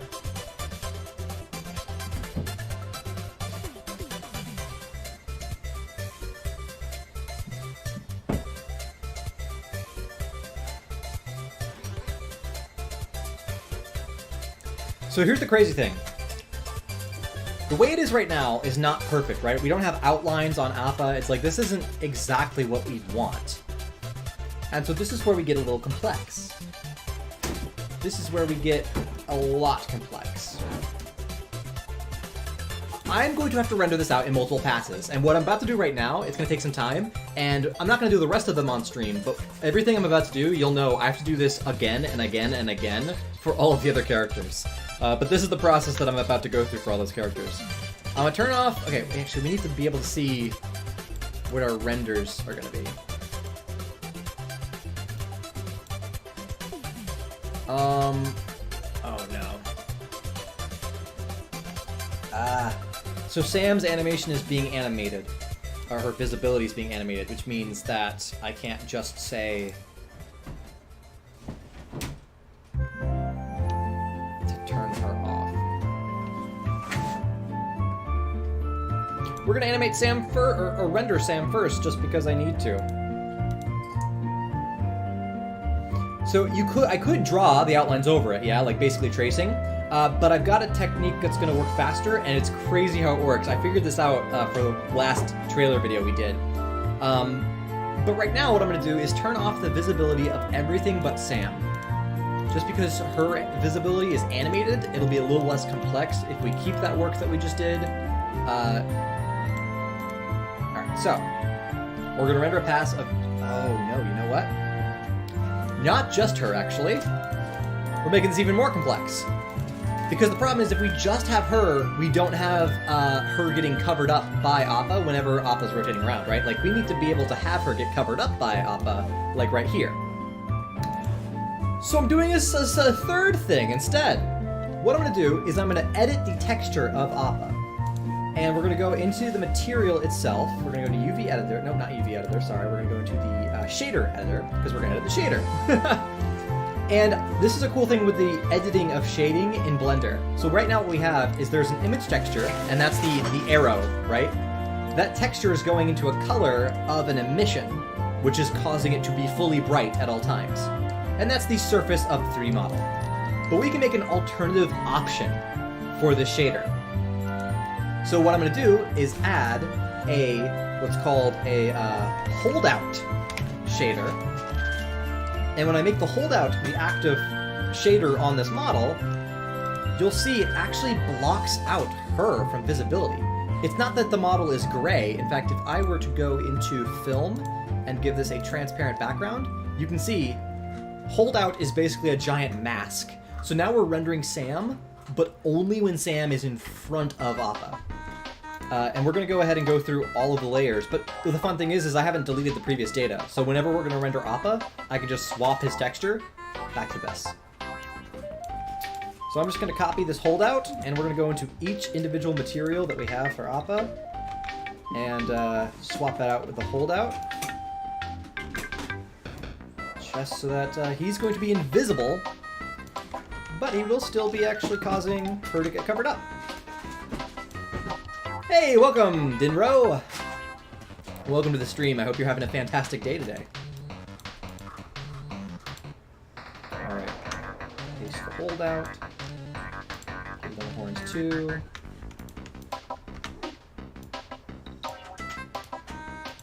Gotta do this with every single colored piece. Okay, so this is the last one. Now we're ready to render. So with this, I need to make sure my settings are all correct. We're rendering in Eevee. We are needing to choose our location that we're rendering this to. So we're gonna go to our videos, projects, avatar, renders, 3D renders. And we're gonna call this AVA 9, and this is going to be the SAM pass. All right. And I'm going to copy that name that we just made, AVA9 SAM pass, and that's actually going to be the name of the file that we're rendering as well, not just the folder that's rendering to. Okay, our current frames are set correctly, so I'm just going to render and render the animation. And another window just popped up, and it's rendering currently. So now we just sit back, let it do its thing, and before we get to make some changes.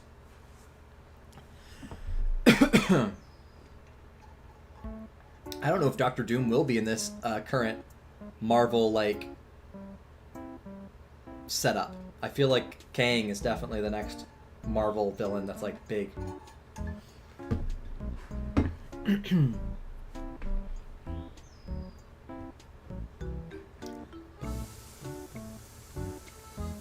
I'm so happy we fixed our streaming problem today, guys. Like, I'm so happy that now when streams, like, lag, it doesn't just kill the stream, but instead it'll come back. That's very nice. Alright, so that finished rendering. Now we're going to go through another pass. This time around, honestly, we don't need Sam anymore because we've gotten her render. So what I'm going to do is undo the animation. We have that under her layer somewhere. I got to find it. Okay, so we're just going to clear the keyframes and remove that animation data, and then what we're going to do is have it invisible the entire time. It's just not visible to the shot, no matter what. Now we're going to return all of that color data into Appa.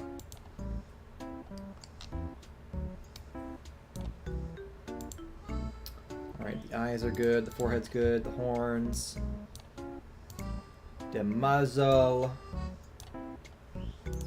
the nose. This is so far away. And, oh, what? That's not pause. Wait, what?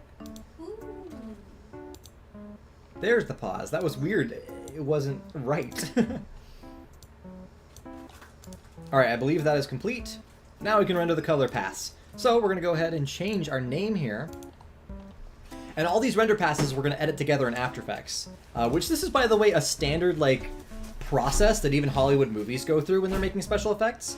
Is they'll render out multiple different passes of a shot from 3D. And they'll composite it all together to get the glows right, to get the mist right, to get whatever the layering they need to. They'll composite it in a different program. Normally not After Effects when it's Hollywood, but we do that. Alright, so this is going to be our Appa color pass. Alright. Paste that name in, accept, and I'm going to save and render the animation. And we let that render now. How long does it make it a trailer? Generally, we normally take 2 months for a 3-minute trailer. This trailer is only 1.5 minutes though, so we are going to be able to get done with this in the next few weeks-ish. And so it'll only be a month to work on this trailer. But yeah, full-time work. We're working all week, like, you know, just like any adult does, a full-time job, and maybe a little bit more because we work late some days.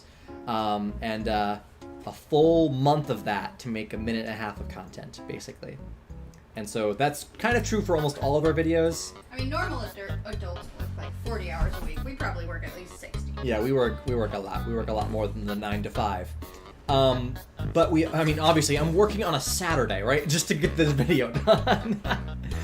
We don't have to, but it enables us. We don't have to, but it makes videos more often. We're trying to get content out there as much as possible, so yeah, that's why. I just meant working on the weekends kind of enables us to move our schedule around during the week if we need to take a day off to do something. It does.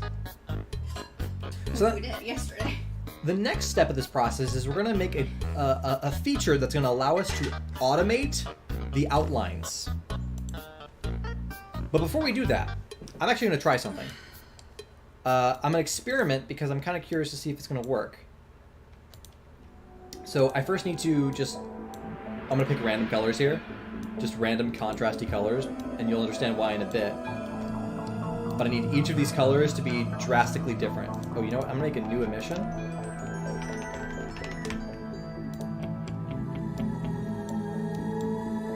White's gonna be okay for that. Let's make the gray of this something else, though.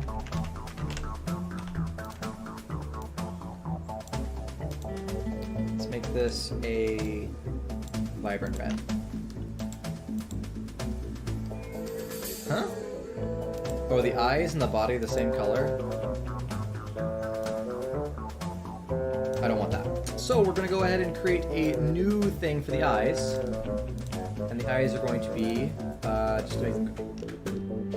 Oh, the pupils are still holdout. Uh-oh. I rendered that last pass and the pupils would have been transparent. That was not intentional.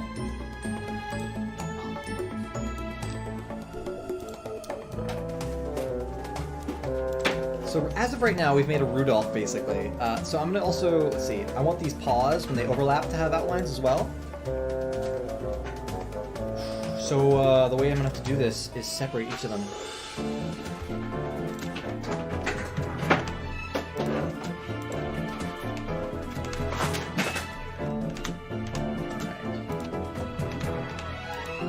Each of these are now gonna be a separate object. Now hopefully when I exit, yeah, they're still parented. Okay, that's good. This song, yep, this is the, this is at the end of Battle for Bikini Bottom. It's the Dutchman's, the Blind Dutchman's zone. Emission. Nice. Very good. Yellow's a good unique color here.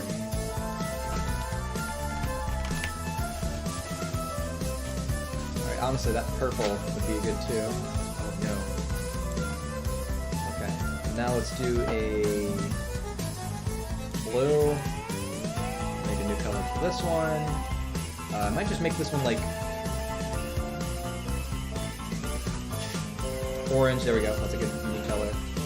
If these legs don't overlap, it won't matter. So as long as the legs, they do. They overlap at that point. Okay, so let's go with... Alright, you have a good lunch. So basically the goal here is that I'm trying to make each different part a different color, so that the computer will be able to automatically recognize that they're all different later on.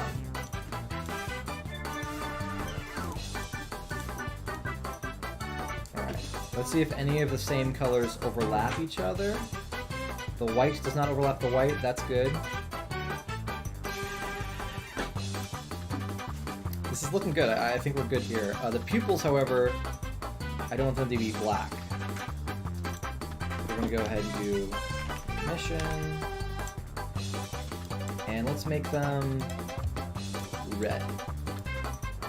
As long as they don't overlap the nose, which it kind of looks like they do. So instead, we'll make them orange.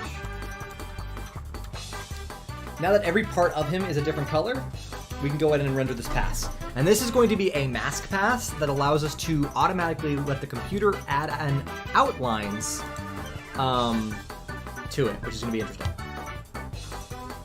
So, let's go ahead and change the render. Whoop. AVA 9, APA, and then this is going to be the outline. Pass 1. Because I'm going to do a second version that I think might work better for this specific character, because one thing that we aren't covering for is the fact that his legs should all have outlines, and right now it's all the same color. So there's nothing here that's going to tell us, like, that the legs have outlines that need to be there, and we need to have a way to do that, and I think I have a solution for that as well. But let's render this animation, let it do its thing. Have another cracker for energy.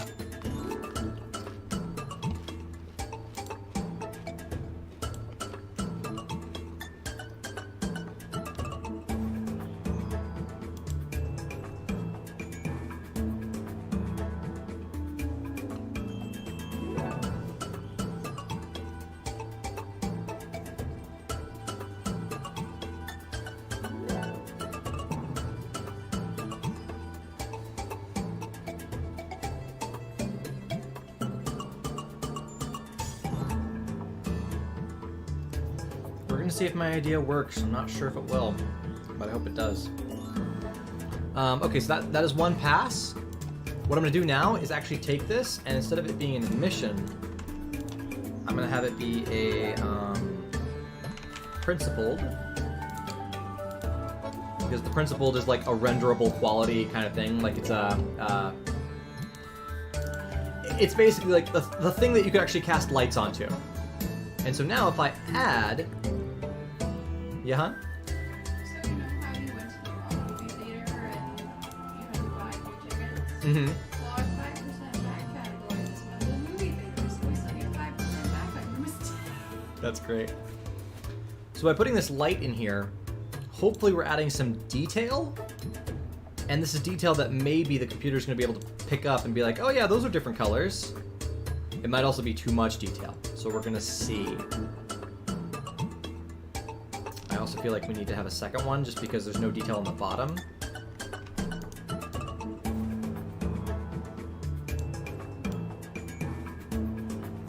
Alright, so I don't know if this pass is going to work, but it's an idea I had and I wanted to try it.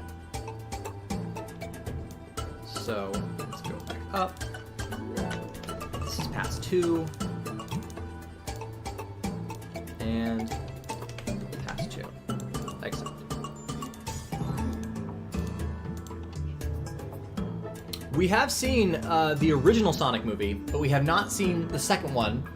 But we're going to with you all on our Discord server on the 22nd of July. It's a Friday. We're still planning it. We'll make a post on Discord when we're like officially ready to announce it's happening. But I'm so excited! But yeah, we're gonna watch. We haven't seen the Sonic 2 movie yet, but we're going to, and we're gonna watch it with you guys live. But just not on YouTube, just because. Again, trying to limit how much copyright infringement we do on the streaming channel.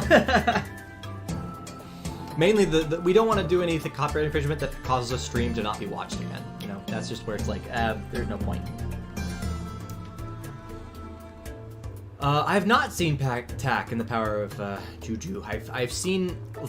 What's funny is that I had the old Bikini Bottom like instructional booklet, the Battle for Bikini Bottom instructional booklet for the PlayStation, and on the back was an advertisement for the video game of Tak and the Power of Juju, which is the only thing I ever knew about the whole series, is that it existed as a game and as a show, and I never watched it. I never played the game. I just knew it existed because of the back booklet. Let's jump into After Effects. This is where we're going to composite all of our stuff together and hope it works. If not, this is where we actually will need to go in and do some hand-drawn stuff. So I'm going to go ahead and drag in our 3D renders. We have a couple of them.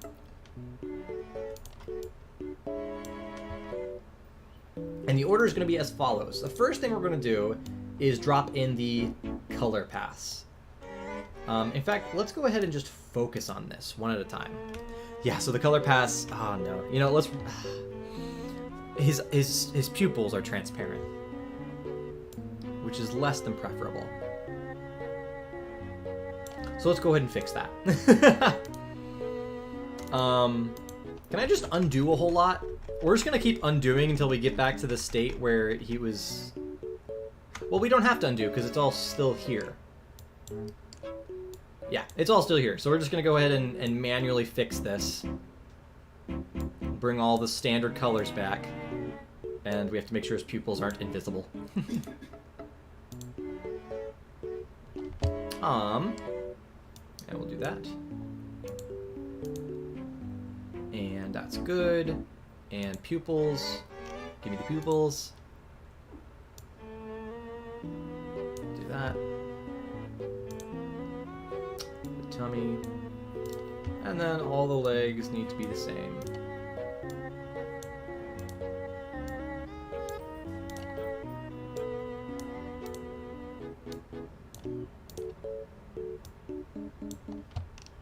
Alright. Let's go ahead and re-render the main color pass just because his pupils were not agreeing with us.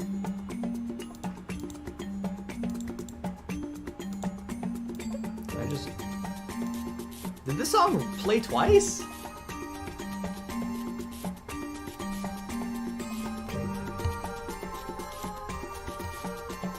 Oh no, this is Industrial Park. This is not the, this is a different song. I'm gonna see if I can just render over all this. Just like we did earlier in the stream. File, save, render, animation. Alright, we're gonna let that render. Meanwhile, in After Effects, I'm gonna show you why we did these weird color passes.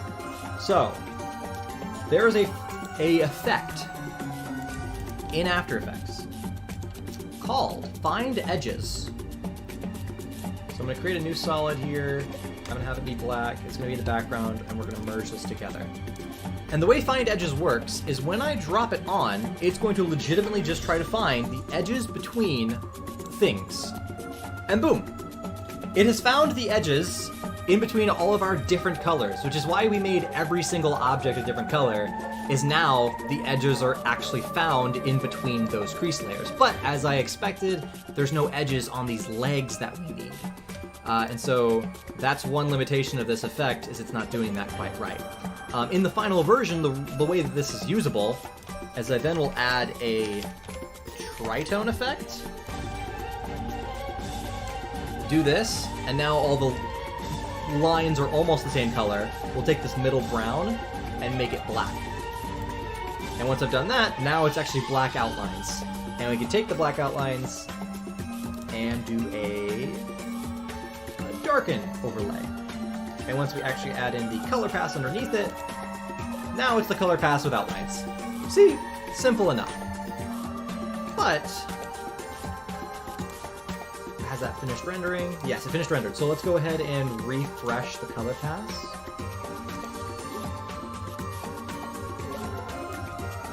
Did it not work?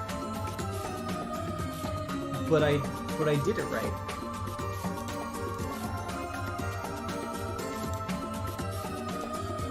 Did I not do it right? Did it render somewhere wrong? Renders, 3D renders, Apple color path. Oh no! It had .png in its name. That's okay. We'll import that. There we go. Okay, slight error, but nonetheless.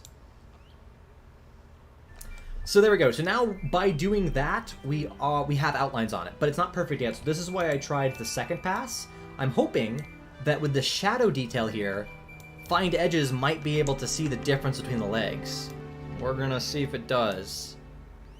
Oh, it did, but it also found everything else, which is not really what we want. So let's see if we can mess with it a bit. Let's do the tritone again.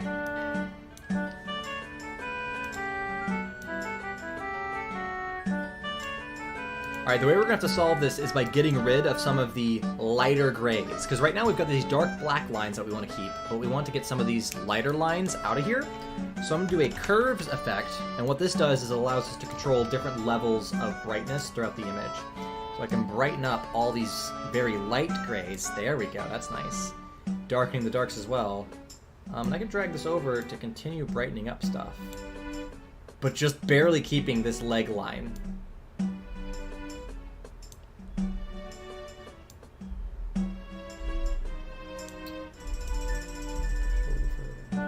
Okay, that's about as far as I can go, but it is working slightly better. Oh no, it kept the shadow! So that's a limitation, is it kept the shadow on his head, which I don't think is going to look good.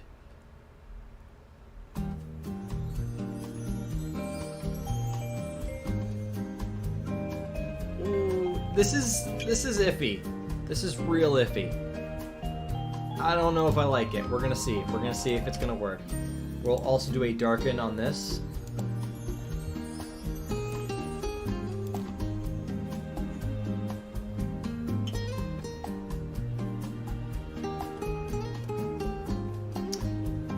It's not bad. I don't know if it's just not worse just to have it as it is, though.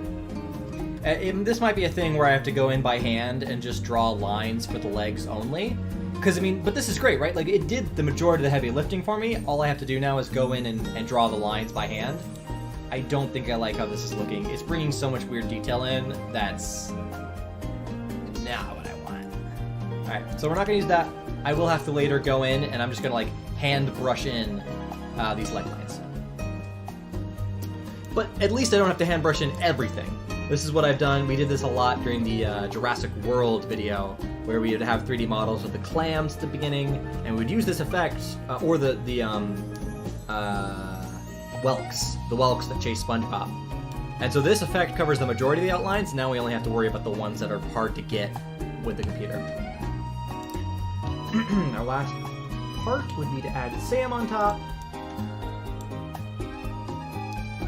And actually, currently, Sam is exactly masked off where the body normally ended, but we want her to be behind Appa's outlines, I think, because otherwise it would look weird. So, actually no, because then she's behind the outlines there. Nope, okay, never mind. She has to be in front of the outlines.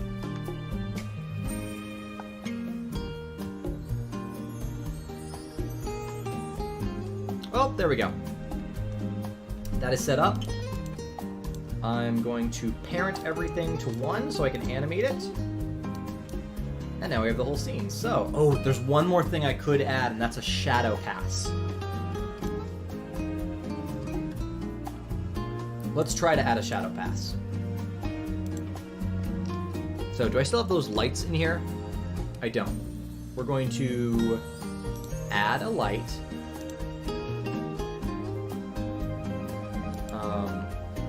Nope, not a point. I want a sunlight. Alright, before we do that, actually, so we're gonna have to now do I need the entire model to be one color, is what I need. So I'm going to save this as all one color, just so I don't have to be careful about it. And now what I'm gonna do is go in and just delete all the colors.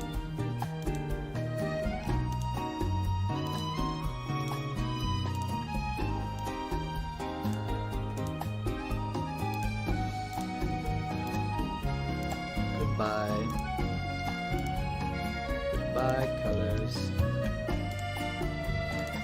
I don't even know if this is actually what I needed to do, because what I really need is for it to all be the same color. So let's go ahead and make a toon color. And this toon effect is very interesting, because if I add a light... Let's see, where can I find it?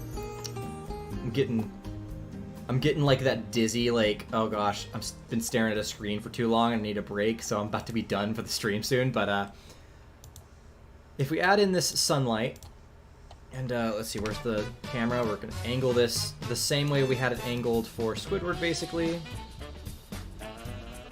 The way this shader works is I'm able to actually adjust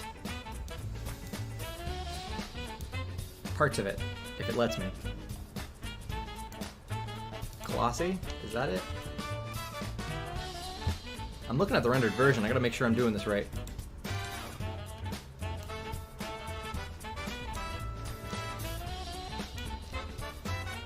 Something isn't working right.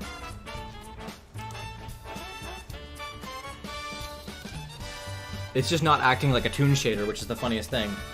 I would expect it to be doing something right now.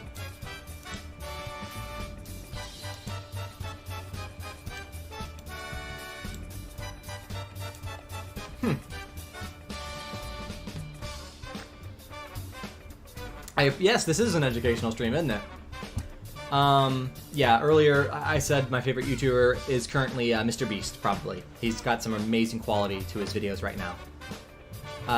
Rarely do we do traditional animation where it's like all hand-drawn. It's super rare for us to do that just because it's a lot more cost-effective to do, you know, all that stuff.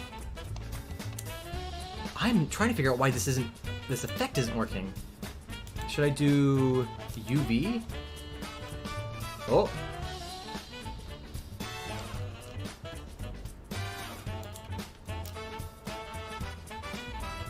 What's happening here? I just want it to be... What? Object. Is that gonna work? There we go, finally. So now if I actually move the light, the lighting on it is much harsher. Okay, and now if I change these settings, it'll actually change how it renders the light, or at least it should. I think overall, it's having some issues for some reason. But yeah, this is the cartoon shader, and I'm just gonna try a couple of these different things to see if any of them work better than the others. It seems like Object might have worked the best. Alright, Object is working the best for us. I'm gonna name this shader Toon. I'm gonna go to all the others and pick the Toon shader.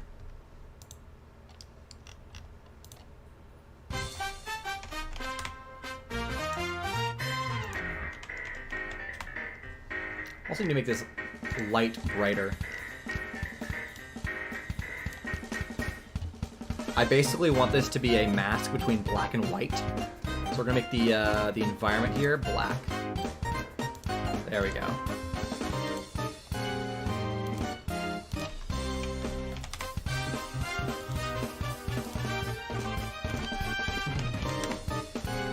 I have seen Scott the Woz. Very little bit of it, but he's got a very fun personality.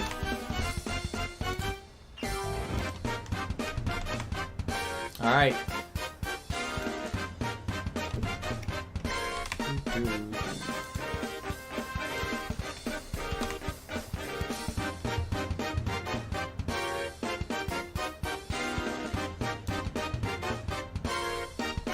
It's funny how the... Oh, you know what? What if I shade smooth? No, is that shade flat? It's not really changing anything, is it? But yeah, in general now, we have a very harsh, cartoony light on him. Oh, is it locked onto... Oh.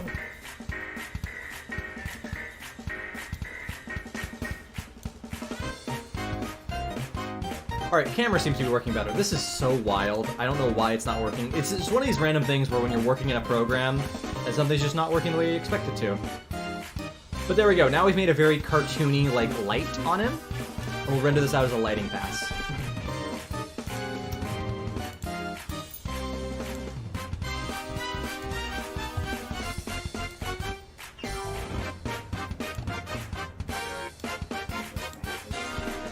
Yeah, I see that.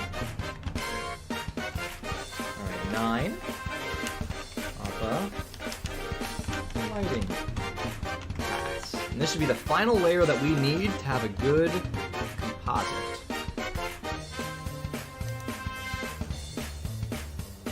Alright. There's a weird fuzziness to the way it's rendering, but I don't think I can fix that. I really don't even know why it's doing that. It must be the way that this model was originally modeled, because it's got the weird triangular, like, there's so much detail there, and I feel like that might be what's messing with this shader. For the most part though, I don't think it's gonna be noticeable, and I think it's gonna work just fine.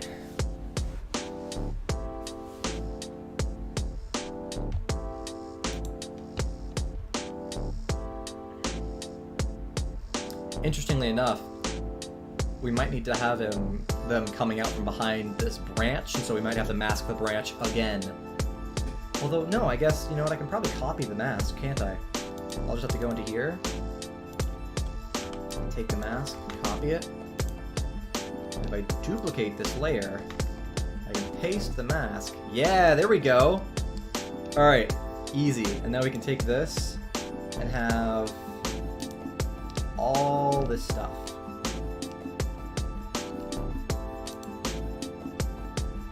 What is it? These 3 layers? Yeah. Put all this stuff not only behind Squidward, but also behind that mask. Haha! So now I can start from behind the branch and come out around it, which is very good. Okay, focusing on that. Let's get our last animation render in here, which is the lighting pass.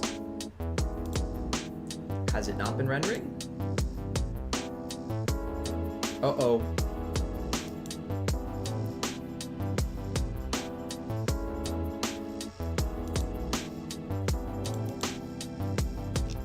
Maybe. Where did that render? Oh no, it rendered just directly into the main directory. Not what I wanted. So instead, the entire picture sequence here rendered into our main directory. So I'm going to grab all these and put it in the right folder. That is fine. That was a mistake. Alright, now that that's complete, I can actually drag and drop that in. So, After Effects.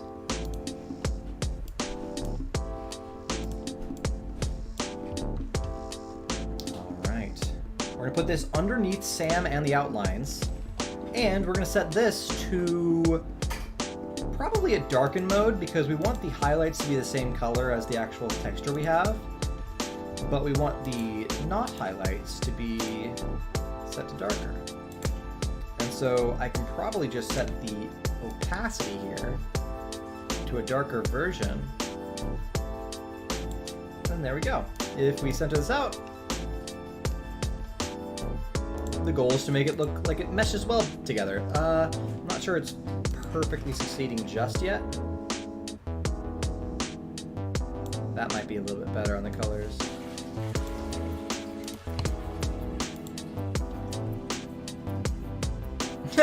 Well, now it's very obviously a 3D model. But the shadows actually make it to where I don't even have to do the outlines on the legs anymore. Like, it basically acts like an outline on the leg. Ha! I love this. Last thing we have to do, the literal last thing, is to animate its motion. So, we shall do that. I'm going to solo just the color pass here and the original trailer. I'm going to match this to the very back bird. Alright, so position keyframe here. It moves forward. We're going to set it right there. It then moves the opposite direction. So we'll go there. There's a bit of an ease going on here, though. We'll have to set the eases in a second. But then it gets all the way back here. It gets to glide up in front. I'm going to change the scale as well. So it starts at that height, size, and then it's going to get bigger. Its biggest is going to be right around here, so we'll scale it up here.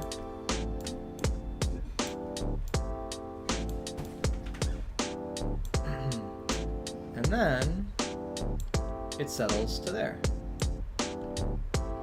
And I'm just going to put easy eases on everything, and we're going to see how this looks. If it doesn't line up, we can make it line up a little bit better.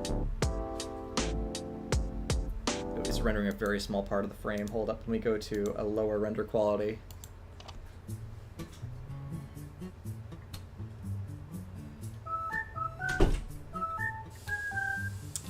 It's clicking around a little bit, which I don't like.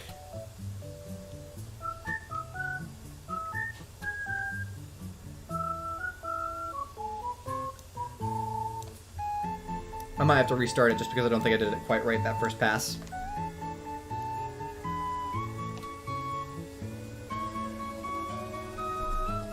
Watch a trailer? Also, I don't think we don't allow links in chat, just in general. So if you were trying to send a link, we don't allow links in chat. I think we don't. I think we set that setting up. But what's the trailer of?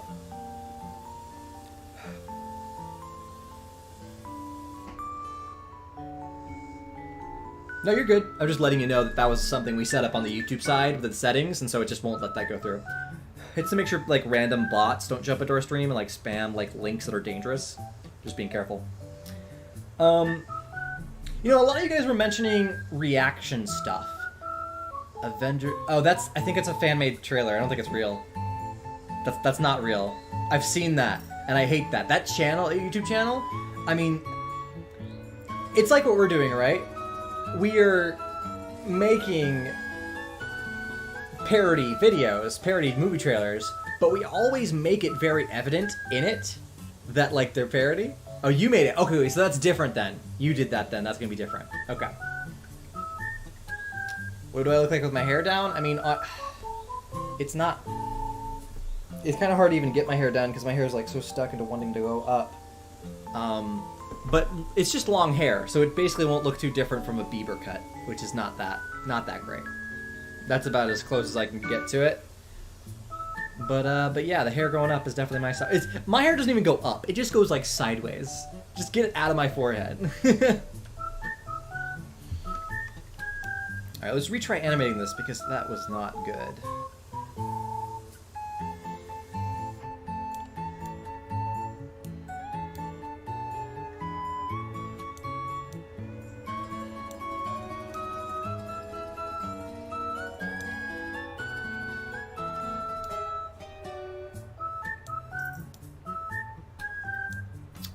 Alright, let's just keep it simpler with 4 keyframes. That definitely is doing better.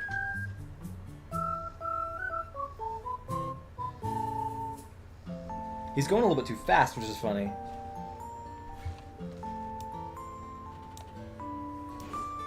Maybe we can keep it back here for a second.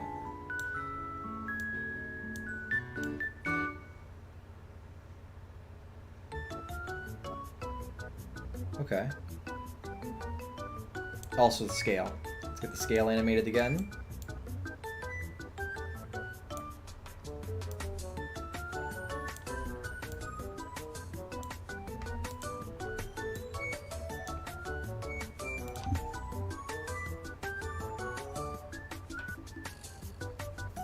Okay, that's better.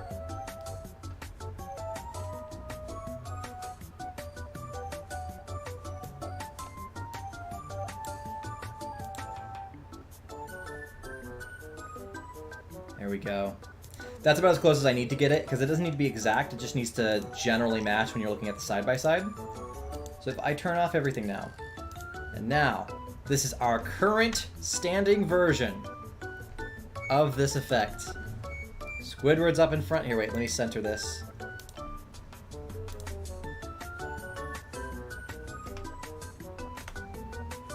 Excuse me, that's not what I wanted. I know it's low pixels right now, but this is it. This is what we've got currently right now. Which this looks great. Could you imagine now if we had the 4 other flying bisons in this shot, like how good this shot looks? And you can barely tell that Sam is like a very cheaply added in like 2D character. Squidward is drawing a lot of the attention in the front, which is disguising the fact Squidward's literally covering up the bad parts of like the 3D model and whatnot. Like, this is good. Hey, good to see you, Dylan. Nice you have 2 accounts there. Cool. I'm so happy with this. This is so great. Okay, so off stream, I'm gonna finish the rest of these flying bison, but you basically saw the entire like effect. Doing the rest of them is not gonna be any different, and so it's just gonna be more of the same stuff. How are you holding the cartoon remote? Basically, that was actually one of my, I'd say, worst effects I've ever done. I don't think that one's a very good effect. All I did was hold my hand like this in front of the camera, which is why it's like, I look like I'm squeezing the remote and like it's squishy, because I wasn't keeping my hand perfectly still. And all I did was I tracked my hand, kind of like, you know, like here when I was tracking the cartoon character to match the movement. I tracked my hand, and I put the cartoon remote there, and it matched the motion of my hand. And that was it. Just real life footage, a cartoon, you plop it on, and then you make sure the movement matches. And that was the whole way we did that effect. But there we go, everybody. Another shot complete. I mean, I'll have it complete a little bit later today once I finish the other flying bisons, but whoo, it's a good shot. The shadows look very pretty, and I'm very happy with the final effect. And you know, this anime background is really pulling together a very beautiful look. Are you talking about the cartoonometer? The one that was like the blue thing that I was checking for cartoons for? Because that is different. If you're talking about that thing, that was a cereal box, and I put tape markers on the corner of the cereal box. And it was basically a more advanced version of that same effect. If I were to have a box-shaped thing here, for a box-shaped thing, basically I had to track in 3 sides of it at a time. So if you see this box, basically if I were to cover this with a cartoon, let me show you something. Let me just do it this way. New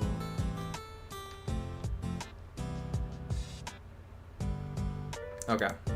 So basically the way this worked is I had the... Let's make a quick version of the model, okay? So the cartoonometer had a front face, and it had a side face of the same height, so I can actually just duplicate this. Pull to the side, but it was skinnier on its side, so it was about that.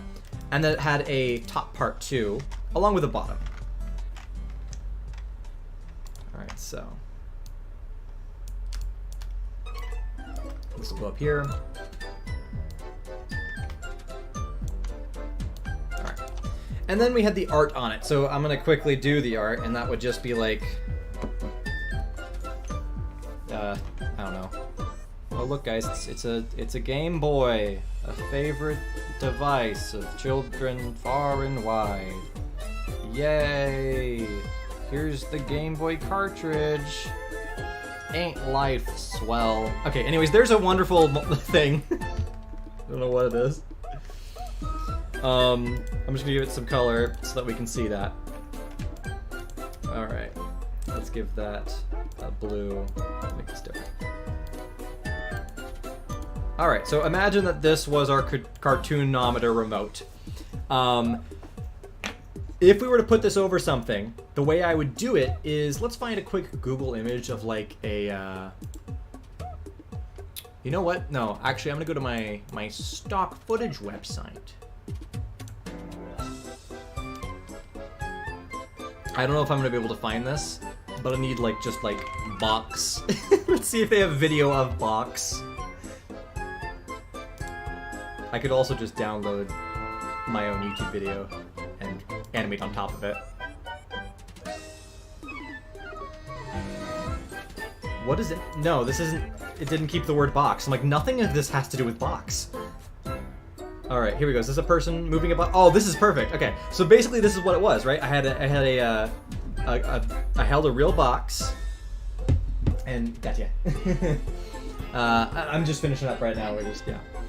So I'm going to download this here, and we're going to make him hold somewhat. Like, I'm just going to give you a quick example. Alright, so whatever. I'm just going to let this go to downloads. Save. Alright. We'll go into After Effects. We would bring in that footage. Let's say that that's our footage that we're working with. This is our wonderful shot where a guy spins the remote for some unknown reason. Here we go. And we'll throw it in there for now.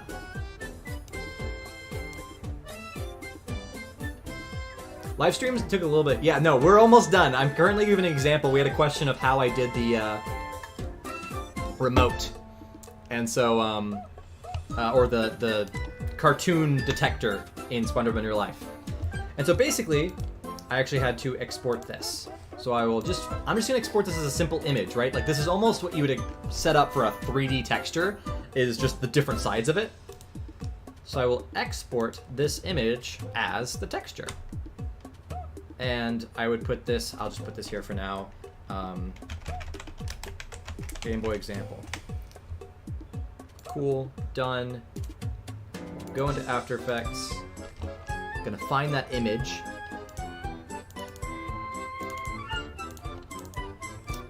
Which is in here, Game Boy example, awesome. And then from here is when we actually chuck the stuff on there. I'm not gonna put the top texture on, just, well, I can. Let me do it real quick for you. So basically I would mask this off right here. I would bring it to the full size of the frame, and you'll see why in a second. It is an important part of this process. And I'm basically creating a one-piece texture. I'm realizing now that this is the way I did it, and it's not the best way. The best way would have been to export each individual texture of the face of it, like, on its own. And this is how I did it back in the day, and it's not the most efficient. This is actually quite a little bit of a hassle just to have to set up here. But it's the way I did do it, so, you know, we're being genuine. And so by making it the exact size of the frame, this is going to give me good edges. So I pre-compose the whole thing. And now we have a little square. And then the effect I used was called corner pin. When I shrink this down, corner pin gives me 4 editable corners. Let me go ahead and do... You said edible. Edible corners, yes. And so what I would effectively do for this shot is, let's say this is the front of it. I literally would just drag the corners over top the edge. And I would do this to all the edges too. Like I would then go and add in this side and do 4 corners on it as well. If I were to quickly show you that example, I'm gonna use the same texture just because I don't want to pre-set up it again. But I would basically do it like this. I would go through, and now, oh, he's holding a cartoon box, but he's not yet, right? Because his fingers are being hidden. So we would actually duplicate the video file of him, and then we'd go through and do a mask. The 2 different ways to do that would be to just actually manually go through with the pen tool and have to mask out his hand like this. And this is the process that I think we did the most part. And then boom, there we go. His hand is over it. But we would have to go frame by frame to mask out his hand like this. The other effect here that we do is the shadowing, right? We want to make sure that the cartoon shadows look like they're accurate. So on one hand, I would probably like look at the real box and be like, okay, this face is brighter than this face. And I'd try to match that. So I would just go ahead and add a brightness and contrast. And I'd brighten this one down. I'd take this one, and because it's just too saturated, I would take the contrast down. And the last thing I might do is I would duplicate this layer, make it really dark, and then make it look like his hand is casting a shadow on it. Like, this is kind of all the effects we do with cartoons in real life. And it's not quite right because of the warp.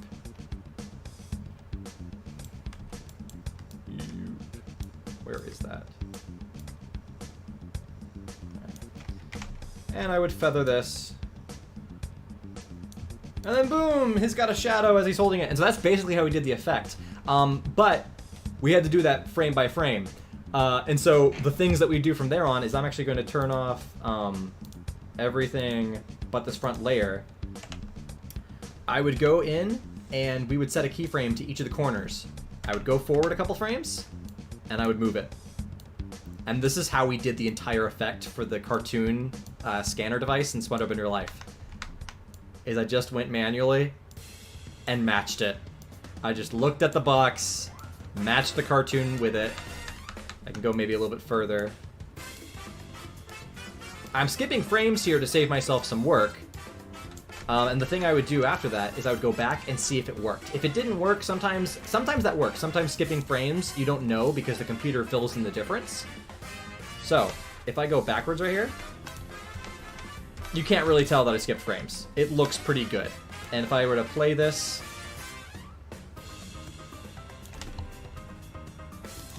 there we go. That's how the entire effect was done. And so you can just imagine how that would be like when we had to mask out my hand, the many different faces. Like each face wasn't the same, so I had to render out all the different faces and have it there. The shadows, like I would brighten up the different sides as they got brighter or darker because the box was a perfect reference for that. So there you go. That is how we did it. I hope that was a cool little end of stream educational like look into how we did that effect. But everybody, this has been super fun. This is one of our longest streams I think we've just in general done. Definitely one of the longest art streams. But I hope you all enjoyed. I hope you all got to see. This was a very cool shot with a lot of different things in it. Thank you for joining me. I'm going to go ahead and sign off, and I look forward to seeing you all next time. We're going to be doing another Minecraft stream this Wednesday, but we're actually going to be building the buildings. I'm done resource collecting. We're going to build the buildings, and we're going to start with Patrick's house and Squidward's house. I don't know if we're going to get to SpongeBob's house. It's going to be really complex, but we have that to look forward to. And outside of that, thank you for joining me. And this is Jonathan Shakes, signing off. Bye!